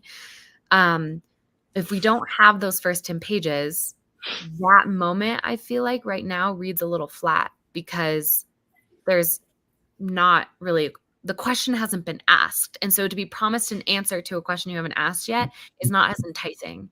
So, so yeah, it's something I'm I'm trying to figure out how to ask the question without yeah. those pages. Yeah. Well, like without asking a question without all the exposition. Yeah. So also it's so funny because now I'm in very much like publishing mood. I'm rereading all of the like super in-depth description I give to her going about her day. Like I go into her brushing her hair. I say what kind of braids she does. I say she ties a emerald ribbon into her hair. Like I do all this because it was meant to just be a vibe, right? For my sister. Yeah. And my editors left all of that in, and I'm kind of like, let's cut. Like we No. don't need all No. this. Well, No, that's half the Wallace. If you take out all the fun, all of that stuff, like that's the whole thing. It's like it's the aesthetic, it's the vibe. Like that is the whole point of Tibuffo. If you take that out, what is it then? no, but I hear you. But like, I think that's true with like the food and the Halloween stuff. With the other stuff, I feel like there is some that can get cut because right now I feel like, especially with her getting dressed, it's giving YA. It's giving like, I wake up from a dream and I stare at myself in the mirror and this is what I look like and this is you know. I have shining emerald orbs for eyes. Like that's just kind of it's just I was reading it and I was like, because here's the thing, I think it worked before with the first 10 pages because I feel like the first 10 pages are so vibey and atmospheric. You know, we've got her in her youth kind of growing up as this witch on the outskirts of town, having this mystery in her life of why certain things happened to her. And then we kind of jump to the present. And I feel like it's okay at that point to spend a page describing her getting ready because I trust that the reader was already like into it at this point, you know? I now need to, I don't have that trust anymore. I need to make sure that these first pages are so engaging that the reader doesn't put the book down, you know, basically before Matthew shows up. I'm trying to get reader to Matthew, basically. And I feel like it's harder now, which is fine. That's, again, I am not emotionally attached to the first pages. I'm going to try and figure out how we can make it work. How we can reintegrate all of the vibe of the 10 pages without having just like this exposition dump right at the start. So, yeah. Okay. Let's see what people are doing. Oh, also, wait, I should say, I only got through about 11 pages though, because I got so anxious over it that I fell asleep. So... Not the anxiety narcolepsy. I know. Rearing its ugly head. You Yeah. might have to print it out and read it. What? Oh, You have to print it out and read it. That might be easier for you. Maybe. I mean, Then you good luck. can't actually like physically do edits on it. I mean, I have a printer, but like I don't know if my printer would be capable. And I can't go to like a FedEx to print it because I mean we're snowed in. I mean, when I say like we're getting feet of snow. So I'm not driving in this weather. So yeah, no, I'm gonna push through. And that's why I gave myself 2 days to do this, because I know that I can read this book in 4 hours. Like I've read this book in 4 hours in the past, but I'm giving myself 2 whole days to do it. Because I figured it was going to take there was going to be resistance at the beginning just from nerves. So, let's see. Yeah, I might just be tired. Yeah, that's true. I didn't go to bed until after midnight and then I woke up at 7. So I didn't get my like classic 8 to 9 hours. So look, you laugh. It's real. She was diagnosed with it. And by she, I mean, Literally. I was diagnosed. Literally. Oh my God. Every time you would open your document, you just like fall asleep. Yes. Well, I was telling Katie that that's what happened. That's what I did the majority of the sprint doing was I slept because I got a little anxious. And so then the next thing I knew, there was like 2 minutes left in the sprint and I was waking up on my couch. But of course, the dream was all about Tibuffo, right? So I was like, I'm still being productive. My brain was still on task. So I was able to use the last 2 minutes of the stream to like write down some jots and thoughts. Cause I was like, okay, if we can't have the question be asked at least before we're promised an answer, what if the question then is immediately asked in the opening scene? Because in the opening scene, it's her kind of pondering everything that just happened. And I feel like that could be a time and be like, because one of the things that's promised is understand why your mother named you a hedge witch. And I feel like, okay, in that moment, we can have her reflect on that. So anyway, Stig, you have your power back. Is everything okay? Schedule maintenance that I was not notified about. Another reason why I need to take down the HOA from the inside. Yeah. What the Yeah. hell? They should have told you. Yeah, they Yeah. should. Yeah, nobody got told. It was like, oops, we forgot. And I'm like, Oh my God, what if people Unacceptable. What if people have been in a work meeting? Hello? Terrible. yeah, nope. Apparently, mean- well, it is 6. Well, it was 6 o'clock. So I guess people would be off work at Not those everybody. hours. In Norway, we're off work at 6 o'clock. Oh, okay, sorry. Yeah. What if they have a work from home job that's in a different country, so their hours Yeah. are different? That's what I was gonna say. Maybe. Well, then, fuck him. You're fucked. Yeah. Welcome. Well, Um, anyway. Kelly That's, got- yeah, I got. You didn't ask what I was doing, but I was beta reading, and I got some beta reading done. Excellently done. Excellently done. Kelly got 345 words written. Lynn says she put zinc and tea into my usual tea when I'm feeling sick. Smart, smart, smart. Not sure how much I got that sprint, but the short story is up to 1,234 words. Literally, how fun. Ooh. It's a good number. Back from a nice long walk, taking advantage of the sunshine today. Also called my bestie, making dinner now. Oh, I love that. Look, here's the real. This is such great advice, but unfortunately, when I moved into my apartment, I had a budget for. This is like such a weird explanation. I had a budget for furniture, and I decided to use a large portion of that budget buying myself a kitchen island, and I have no regrets. But because of that, I was unable to buy myself a desk chair, like a good desk chair, or a reading chair. And because of that, I use as a desk chair and as a reading chair 2 outdoor dining chairs that I hand built from Target. So when I say they are flimsy, when I say they are not it, I am being so honest. So the reason I was on my couch is because when I'm sitting here at this desk talking to you guys, I'm actually deeply uncomfortable because this chair is bad for my back. And I You gotta get a new chair. Pillow back there. well, but the point is I don't have a budget for a new chair right now. So it's Put like a pillow back there. I've got a pillow back there, Devasia. I do. I've got this bad boy back here. But it is what it is. So I want to be comfortable while I'm in my reread. And I just have to accept that. That's why I gave myself 2 days for this, for moments like this to happen. That I can just, if I got to take a little napito, I take a little napito. And we're giving ourselves grace, but we're also going to get it done. And that's the vibe. Does Also, your I- bar stool have a backrest or no? Yes, my bar stools have backrest. That's why during the capture the word sprints and stuff, I was working on my bar stools because my bar stools are more comfortable. That is true. That is true. Gaze says, figured out the main conflict, which is just going to be greed bad. Let us complain in peace. I don't know what time the sprint ended. So I'm just going to have us start our next one at the 30-minute mark because then we'll be on a good loop at that point for 45-minute Cool. sprints and 15-minute breaks. Does Gotcha. anybody know? No clue. Okay. How long are you guys planning on working today? As long as I have the will. All right. Probably but until there's a people way. start coming in, piling in. Oh, your family, you're getting invaded today, right? Mm-hmm. Around what time is that expected? I have no clue. Oh, okay. Is this But the Father I- Grape birthday weekend situation? No, this is the Grandma Grape Memorial situation. Mhm. Oh, Well, right. no, there's 2 going on. This is the first of the 2. Of the 2 memorials? Yeah. There's 2 Grandma Grape memorials, right? Mm-hmm. One this week and one next week. Wow. Wow. But yeah, I don't know when everyone's coming in. I purposely gave my sister my car, so that I don't have to go pick anybody up. Nice. Very well done. She is a player. Go to work. Very well done. Very well done. Gaze says, also, the wizard has been aged up slightly because I am predictable. Be sure to use some of that book selling money on a new chair. Yeah, okay. Here's the reality. I gave myself a budget for writing expenses this year, and I do think I want to try and find some room in that budget to get myself a new chair, but It's a write-off.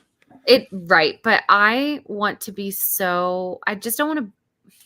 I've been looking is the point. I've been on the hunt for a new writing chair, but the writing chairs I've looked at are pricey, and I really want to make sure I pick the right one and that I pick one that I both will be comfortable sitting in, but also because my apartment is a studio, I need it to also look nice, right? I can't just have one of those really kind of black and bulky office chairs that you could buy at an office supply store because I just don't want that to be The vibe. the vibe. So that's what I've been struggling with because I went to like West Elm and I went to Crate and Barrel, even though I said I was never going to shop there again. And I like sat in their chairs and stuff that looked cute, but they weren't very comfy. So we are all tired, gays, because I kept these people up so late last night, going over my edit letter. So I apologize. It's my fault. I'm a lady. I was up on my own accord. Now my And I eyes was feel sent to really bed bad. with no supper.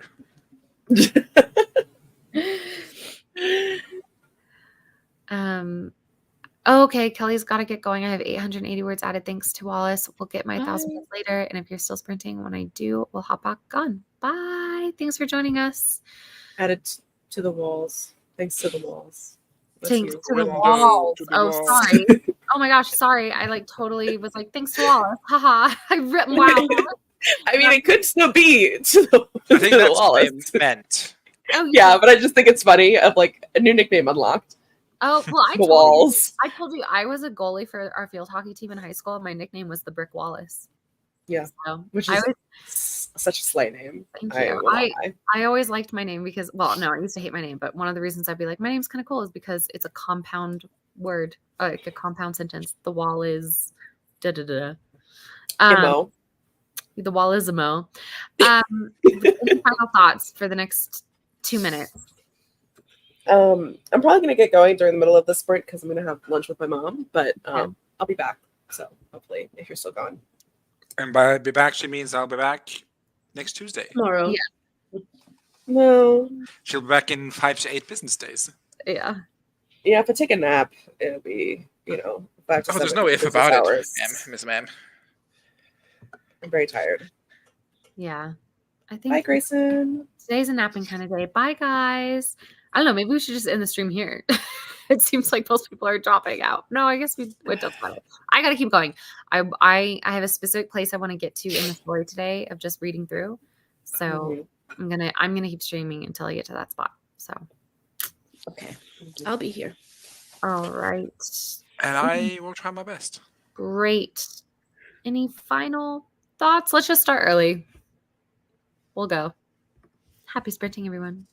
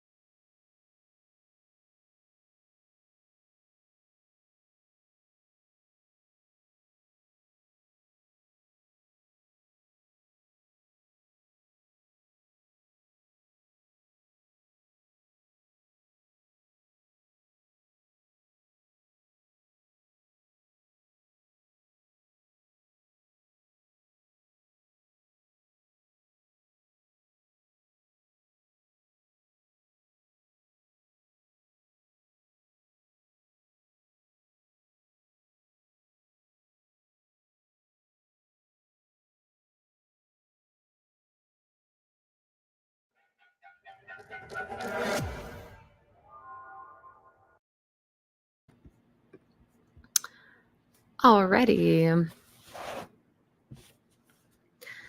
I got through page 40. What's the goal you set for today, and how far or close are you from that? I want to get through. Well, I had said I wanted to get through the Meta Magic Witch chapter, but let me see if that actually makes sense. So that is where are we? Where would that be? Right Fest. I feel like that's going to be just about right, actually.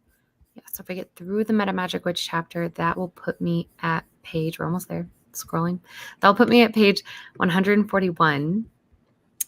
And so just 100 more pages to read, theoretically, today. That's not bad. Not bad at all. And the book itself is 327. So really, wait, no, really? It's only 327 pages. Damn. Okay. She's concise. 327 divided by 2. So really, I should aim to be like at like around 162. So maybe I should get through today the like chapter where I should get through the Wounded Soldier chapter. Maybe that should be my goal. Okay. How did you For guys that do? sprint, I took a shower. Oh, first of all, I almost died. I don't know if anyone saw that. No. I choked on my tea and it went up my nose and it was hot and I almost died. Oh my god. R.I.P. That sounds good. I'm so sorry.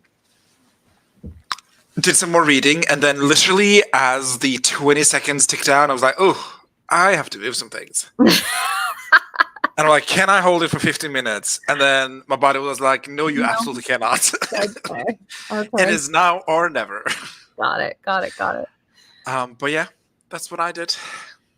And Katie went off to lunch. So Bye, Katie. That's See our- you next Wednesday, I guess. Gaze asks girls and gays, how y'all doing? Steady progress. Thank you. Gaze is empathizing with your trauma, Duasia. I had to sit there like I was stunned. The woman was too spun to speak. Mhm.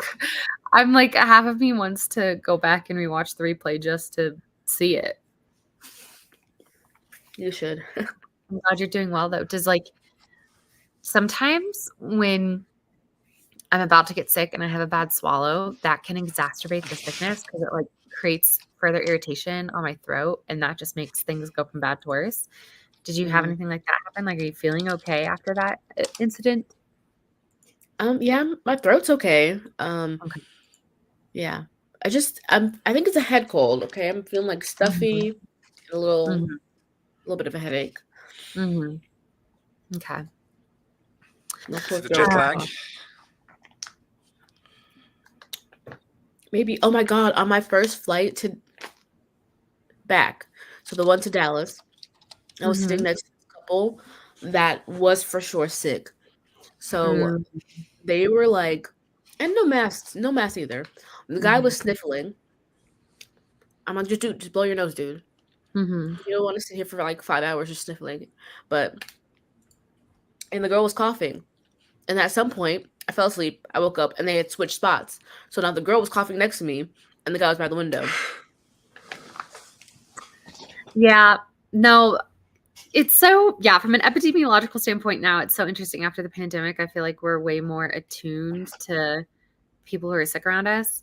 Because that happened to me when I was in London a couple weeks ago. I got in a cab to go to a train station, and the cabbie was like on death's door, like was like death frozen over kind of vibes, like, you know, pale, sweaty, coughing. And like cabs have those like glass partitions, but there is a little bit of an opening so that you can pass the money. And I figure, you know, he'd been driving around all day, so the whole cab was just filled with his particles of sickness. And then like 3 days later, right when I got back from London, got totally sick. So I was like, my suspicion, I suspect the cabbie. What is this, the first episode of BBC Sherlock? But yes. Yeah. They were like all on each other too. Like hugging and like kissing. I'm like, dude, that's so gross. You both are obviously sick. But I guess it Yeah, doesn't not matter. the vibe. Mhm. You're starting to sharing the germs. Lynn says, I always can't have a mask in pocket for this reason. Yeah, I always wear a mask at the airport. I kind of will say like there were a lot of things that came out of the pandemic, but I had been hoping that one of the things that, because I've always thought it was such a great like cultural element in a lot of East Asian cultures that if someone is sick, that's part of their culture that you wear a mask when you go out, just as like a courtesy to people, right? And that was one of the things I was saying during the pandemic. I was like, well, hopefully, if anything, this will kind of make our culture more aware of the spread of illness and people will start doing that. But then masks became so politicized that it just didn't happen, which I felt like is too bad. Yeah. It's bad that we went through all of that. And I feel like a little bit learned no lessons. Learned nothing. Yeah. Did you, however, guess that the troublemakers would come out of the pandemic, though? I did not guess that. That's true. That's true. Gay says, I've been sucked into watching The Nick again. The debauchery and gore really spoke to me. Also, my guy Clive Owen is in there and his American accent is atrocious. I love it. I've never even heard of that movie. Yeah. If sick people wore masks, that would be so lovely. Yeah. Yeah. Okay, so we've got 9 minutes. What do we do? Steve? Do you want to hear me gripe? Yes. Oh my God. Always. Oh my God. Hold on. I have no idea where it is. Hold on. Oh God. Where the hell am I? Oh wait, I'm in banners. This is wrong. I need to be in brand. I think it might be memes. It might be, nope, it's not in memes. It's in stream jokes. Is it? Oh my God, Katie, why is there so much of this? Oh my God. What? Did anybody see it? Where is it? I feel like it's got to be in stream jokes. Stupid slut Oh, curse. it's right here at the top.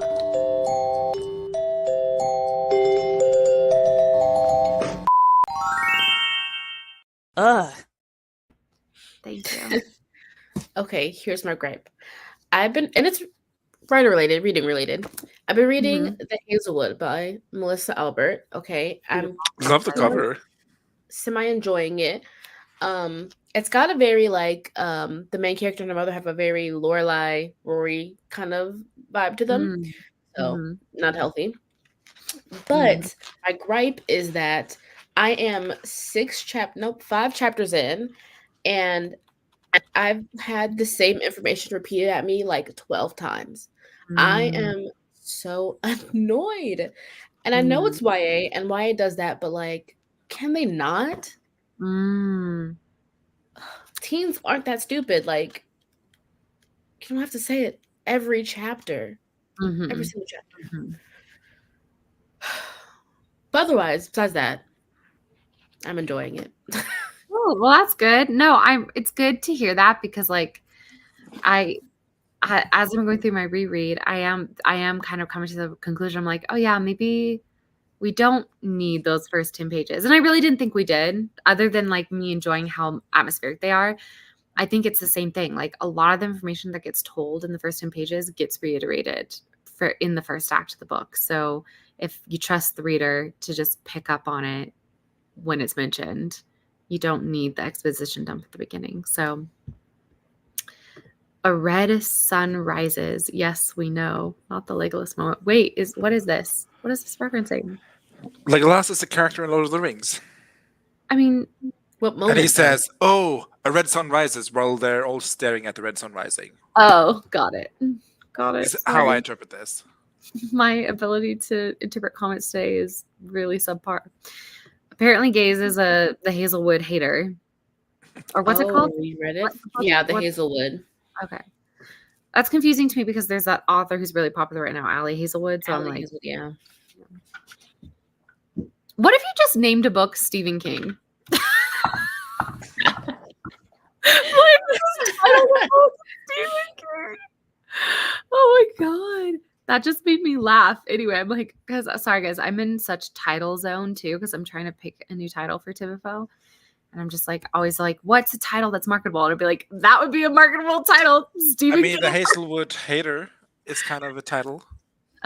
Gay says, I think an exposition dump could be fun if it was like a history lesson that even the characters don't know that much about. Tibifoe also has that, but later on. Hudson is the one who told me about this. He says a lot of things that are evident for the idiots to understand what's going on if they didn't follow LOL. And says that much repetition in the first few chapters is a bad sign. I get repetition throughout the book to remind the reader sometimes, but yeah. It's like, my grandma's dead and she has a manor. My grandma's dead and she had a really famous manor. My grandma's dead. Okay, we get it. The grandma's dead. Yeah. And then it turns out she's not dead anyway, does it? Halfway through the book. So Can I ask a question though, Grape? Is it just that it's the main character consistently thinking about the fact that her grandmother is dead, or is it about the reason I'm asking is this, I'm dealing with this exact same thing in Tibifoe. My character's mother has passed away, also has a manor. Okay. But it's more of like people that she runs into will say like, oh, sorry for your loss and stuff like that. Like, how is it presented in the Hazelwood? It's presented like, okay, in the first chapter, she's talking about how her mom moved them around a lot, and then the grandma dies, okay? And the mom gets a letter, and the mom's like, we're finally free. And then second chapter, it's like, grandma died, and this is like the route I'm gonna take to get to this house. I'm like, okay, we know she died. You just told us like 5 pages ago she's dead. I know this. Just tell me how you get into the house. Yeah. And then next chapter, this guy shows up, and she's like, grandma's dead, and I think this guy has a clue to how to get to the house, or like about the book she wrote. And I was like, okay, grandma's dead. Okay. So it's all through the main character's like personal narration. Yes. Okay. That's good to know, because I feel like the way I've done it, and granted, I'm not saying that my way is the perfect way, but I think it's more of like it feels more natural to the story itself. Like the first, actually, if we cut out the first 10 pages, the first like reference to the mom being dead, I don't even think writers or readers will initially pick up as being a reference to the mom being dead. It's just an interesting moment between two characters talking about something, and something is referred to, but it's not stated explicitly. And then it's only later when another character talks about being sorry for Kate's loss that it becomes clear that her mother has passed away. So yeah, it's interesting. I'm trying to decide right now what's a plot hole and what is like, it's okay to leave the reader wondering for a second, you know? Yeah. That's the fine line to walk, to over-explain versus to accidentally create plot holes. But I do notice that's a very common in YA, to just repeat things. It happened when I was reading, what's the book? I really liked it too. House of Hollow. Great book. It's just there were several times things were repeated in like sequential chapters. And I'm like, okay, you didn't need to repeat that. Yeah. Yeah. I mean, the only book that's coming to my mind that I felt like I noticed that was ACOTAR. But I read that a while ago, so I can't even like specifically come up with exactly what it was. But I feel like I remember being a little miffed by that, but still being like, I can keep going. It's fine. That much repetition in the first few chapters. We already addressed that. Gay says, at this point, I assume you killed your grandma for that manner. Goddamn. Mom says it was my main gripe with A Winter's Promise by Crystal Davos. LOL. He's so tall. Yes. Okay, we get it. Oh, don't you like that book, Wallace? I do. I really like that book. I get that, but I think it's also different there because the height difference is like abnormally large. Yeah, that's my thing. Like sometimes every time you see someone, you are once again struck by their appearance. And I feel like that is repetitive, but that's intentionally repetitive. And yeah, we know the main character isn't used to people not being similar to her in some way. Hi, Mom. We're about to go into another 45-minute sprint. We're going to do the crystal timer, no music. And I'm pulling it up right now. Present, share screen, crystal timer, share. Présenté. And perfect timing. Happy sprinting, everyone.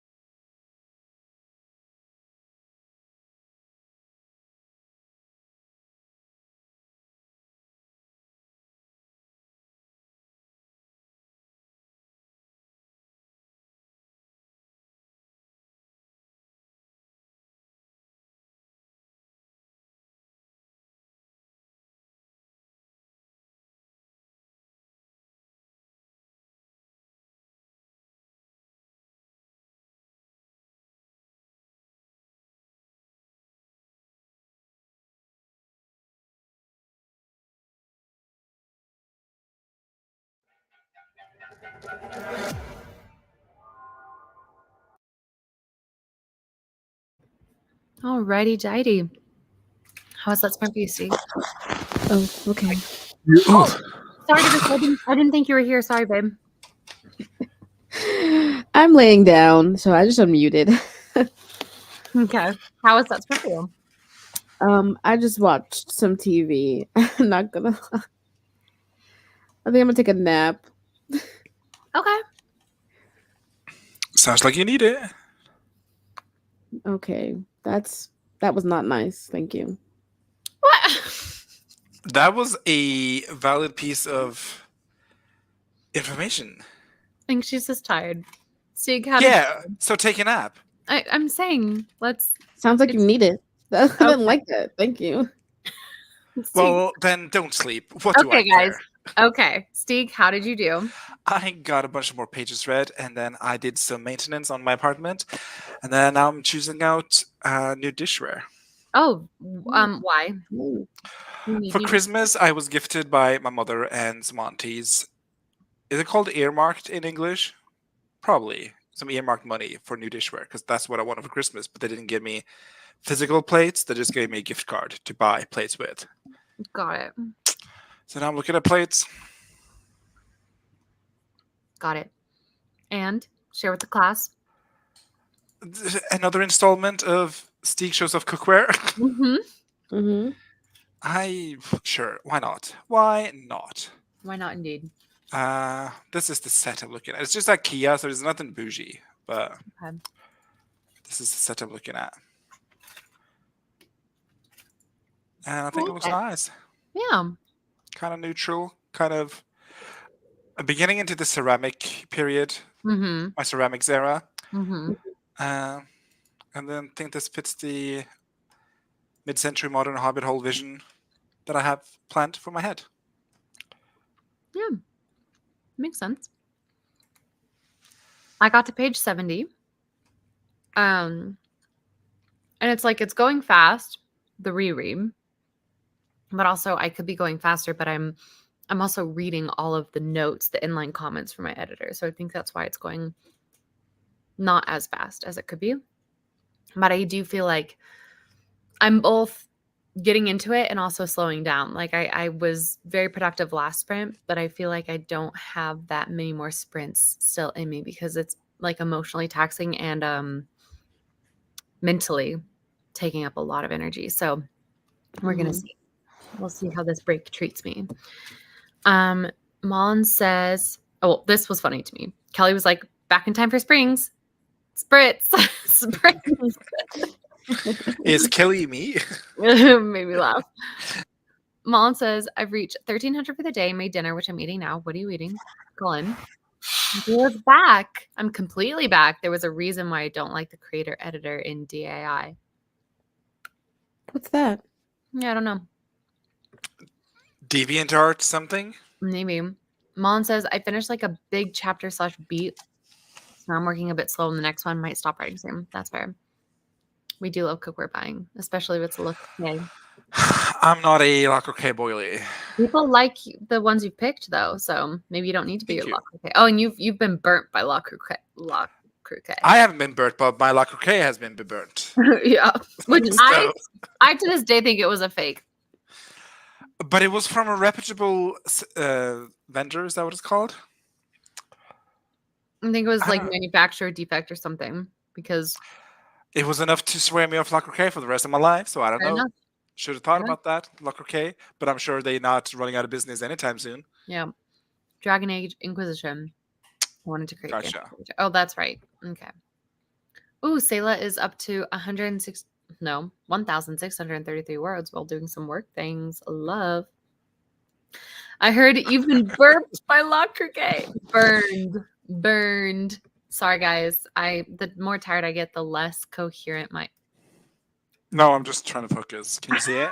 Can you see it? Can you see it? Oh, Lindsay, back from the dead, took a break to let some migraine pills kick in. Now ready to get back into middle grade hoarder. Good.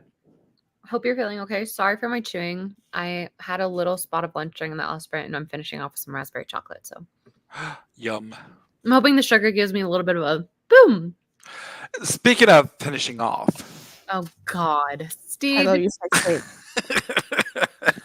Sorry, I have nothing to say. I just want to say those words. Kidding. I actually had a question. How's the chocolate short stories going? Dude, why would you ask me that question? When was Like- the last time I did a chocolate short story?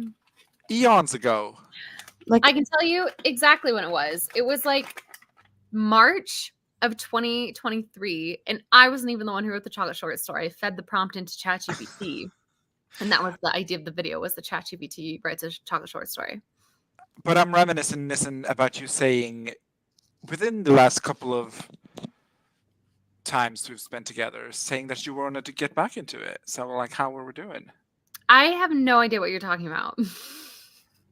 are your chocolates still in date? So not the original ones. I threw the original set away, but I kept the like box, and I rebought one of the times I was in England. I rebought all the chocolate. So, but that was like not this last trip to London, but the trip before that to London, which was about 6 But months. we have recently discussed this. So I was just wondering, is it still in the plate? Well, what's interesting to me, Stieg, is that I've recently discussed it in private with someone, and now I'm wondering if that someone has gone and tattled, has gone and spilled the beans. But the point is Was that is someone me? that I no. No, it was Katie. Oh, because I was part of this conversation. You were showing me the chocolate, like, oh, I would love to get back into these, and I'm asking, are you getting back into it? No, Stieg, how would I be getting back into them when I'm literally doing this Books for October stuff? Oh yes, because we never say we will do one thing and then we do other things. Except she's contractually obligated to be doing this Books for October stuff. True, but I was just asking, have you been thinking about No. it? You're not going to do it, but have That's you been the thinking answer. about it? No. Chocolate short Thank story you. I far from the brain.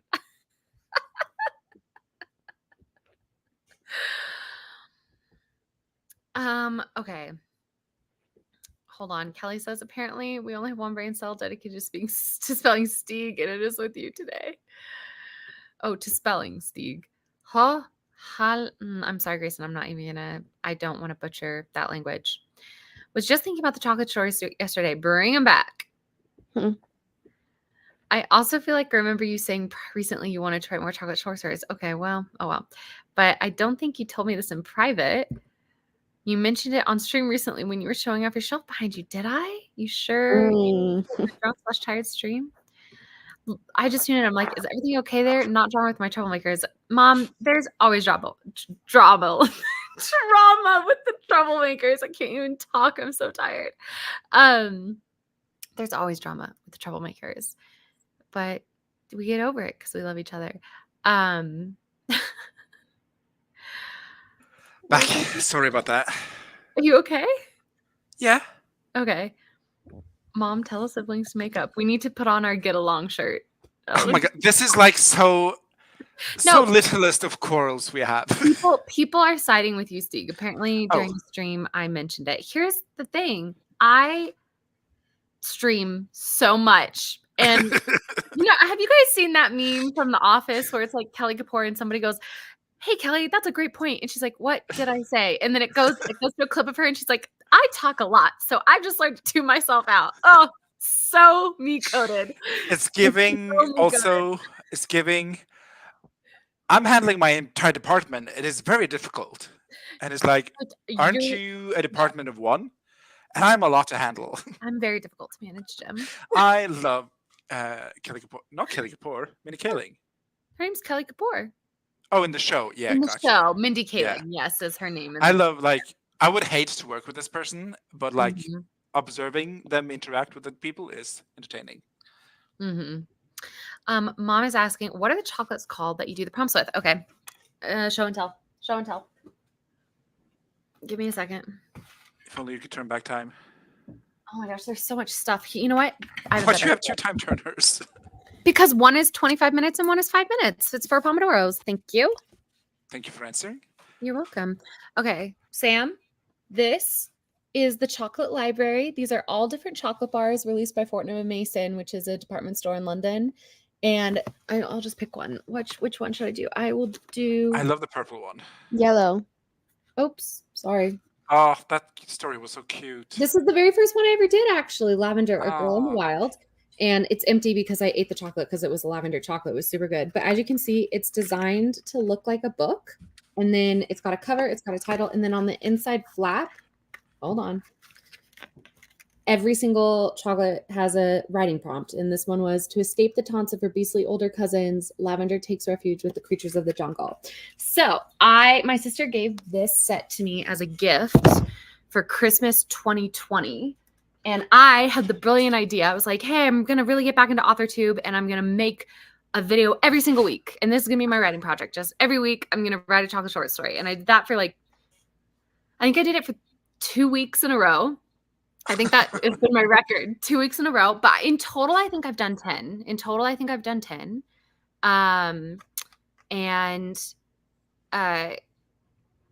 Yeah, they release a couple new ones every year. And so my task just keeps growing every year.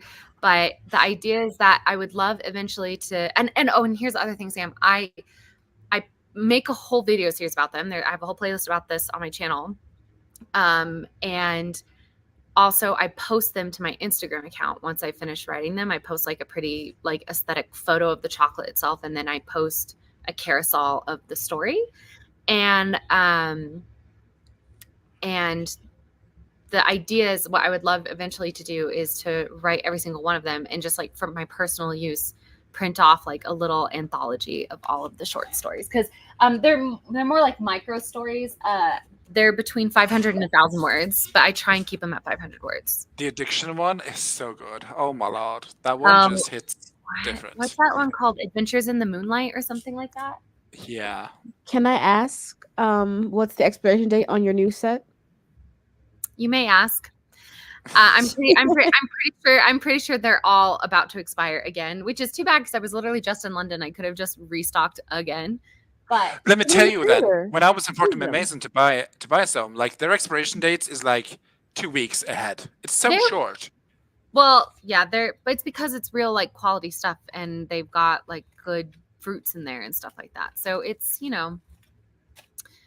if only I lived in London, if only Ben Barnes would marry me. Words we never thought you'd say. and I would live in London and I could just go and pick up a chocolate short story every time I wanted to write one, and then it'd be fresh, because that used to be part of it. When I first got the set, I was like, oh, I had a whole thing. I was like, every time I'm going to paint my nails to match the cover of the story, and I'm going to look at the obviously invoke the cover, invoke the title, invoke the prompt, but then also try and incorporate the actual flavor of the chocolate itself. And but that became hard to do later on because the flavors got really chalky because the chocolate was expiring. So yeah. And the other thing is that Fortnum & Mason has a deal with Williams-Sonoma where they actually do share some of their products. And some of them are the chocolate short stories, but Williams-Sonoma doesn't carry all of the chocolate short stories. So, and I could just order them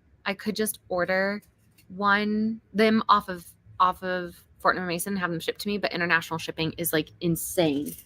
I think it's $30. And so I'm like, if I'm going to be ordering from Fortnum & Mason, I got to do a bulk order. So anyway, Mom, there you go. Those are they're from Fortnum & Mason. They are so pretty. I love them. Very upmarket department store.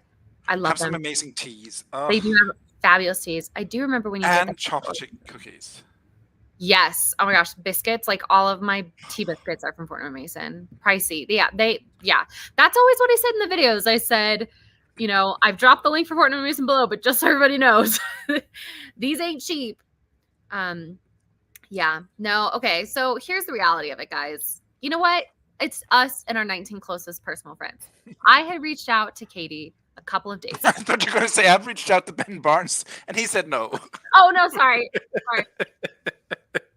I was still on the chocolate story train. Gotcha. Also, we're supposed to start sprinting in a second, but whatever. I had reached out to Katie literally just a couple days ago, and I said, I have a kind of sneaky thing I want to do, and I need you to be my accomplice, because Katie has always been my editor for my chocolate short stories. And I said, I think I want to take the next year while we're doing Tibifo and stuff like that, and just for funsies, just for myself to totally take the pressure off, I'm going to do a chocolate short story every month, and I'm going to make a vlog of it, and I'll film the vlog and edit the vlog, but I won't upload the vlog until like Nano or something like that. I forget what I said. And then I would make an announcement video. I was like, guys, I'm doing chocolate short stories again. And then I'd be like, and if you don't believe me, I've already done 8 and here they are, you know? So I could just put them out. Basically only announced that I was going to do them after You done them. I'd done them. So to actually truthfully answer your question, Stieg, yes, I have been planning on returning to chocolate short story. What a 10-minute TED talk to get to this point, but thank you Is so there much. any other way I do these though? Is there No, any it other way is- to have a conversation with me? It is a roundabout I am happy to take again and again and again. Mom, you were totally free. Marta, I met with Marta in London, and we went to Fortnum & Mason together, and I bought her as just a little writerly love present. I bought her one of the chocolates, and she said she wanted to do the chocolate short story. And I said, oh my God, please make a video of it, and I will add it to my playlist. So that's one of, I think Marta's video of, she did the matcha one. Do I have this one still? This one. She did Secrets of the Emerald Circle, white chocolate with matcha. So, but Lindsay is asking, Wallace, are any of these stories available to read online? I'm super nosy and want to read. Yes, they are all available. My Wallissimo Writes Instagram account, if you go to that, my posts, so not my stories, but my posts are the chocolate short stories for the past 3 years. Those are basically, other than my Tibifo announcement, the past 3 years, my only posts on Instagram are the chocolate short stories. And it's the picture of the short story, but then if you swipe the carousel, you can read the story. So, and then you can, and then actually in the most recent few videos, I've actually read them aloud. So yeah, you can, and they're usually in the description of the video itself. Mom said, I also thought you reached out to Because you pulled out the comment, you were like, yeah last week I reached out.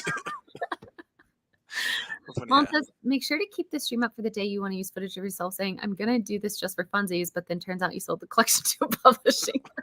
No, but here's the reality with the chocolate short stories is I unless I don't understand how publishing works, but I had to promise in my contract with Tibifo that I'd never put Tibifo online or published it before, right?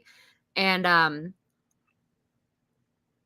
although I guess people do fan fiction and they still get publishing deals. But I was going to say, I don't think actually I could publish this collection because I put it on Instagram. The only thing, one of my real dream is that Fortnum & Mason catches on to what I'm doing and they're like, girly pop. We want to, first of all, sponsor you. Thank you, Fortnum's. Oh my God. I don't even need money from them. Just send me a picnic basket.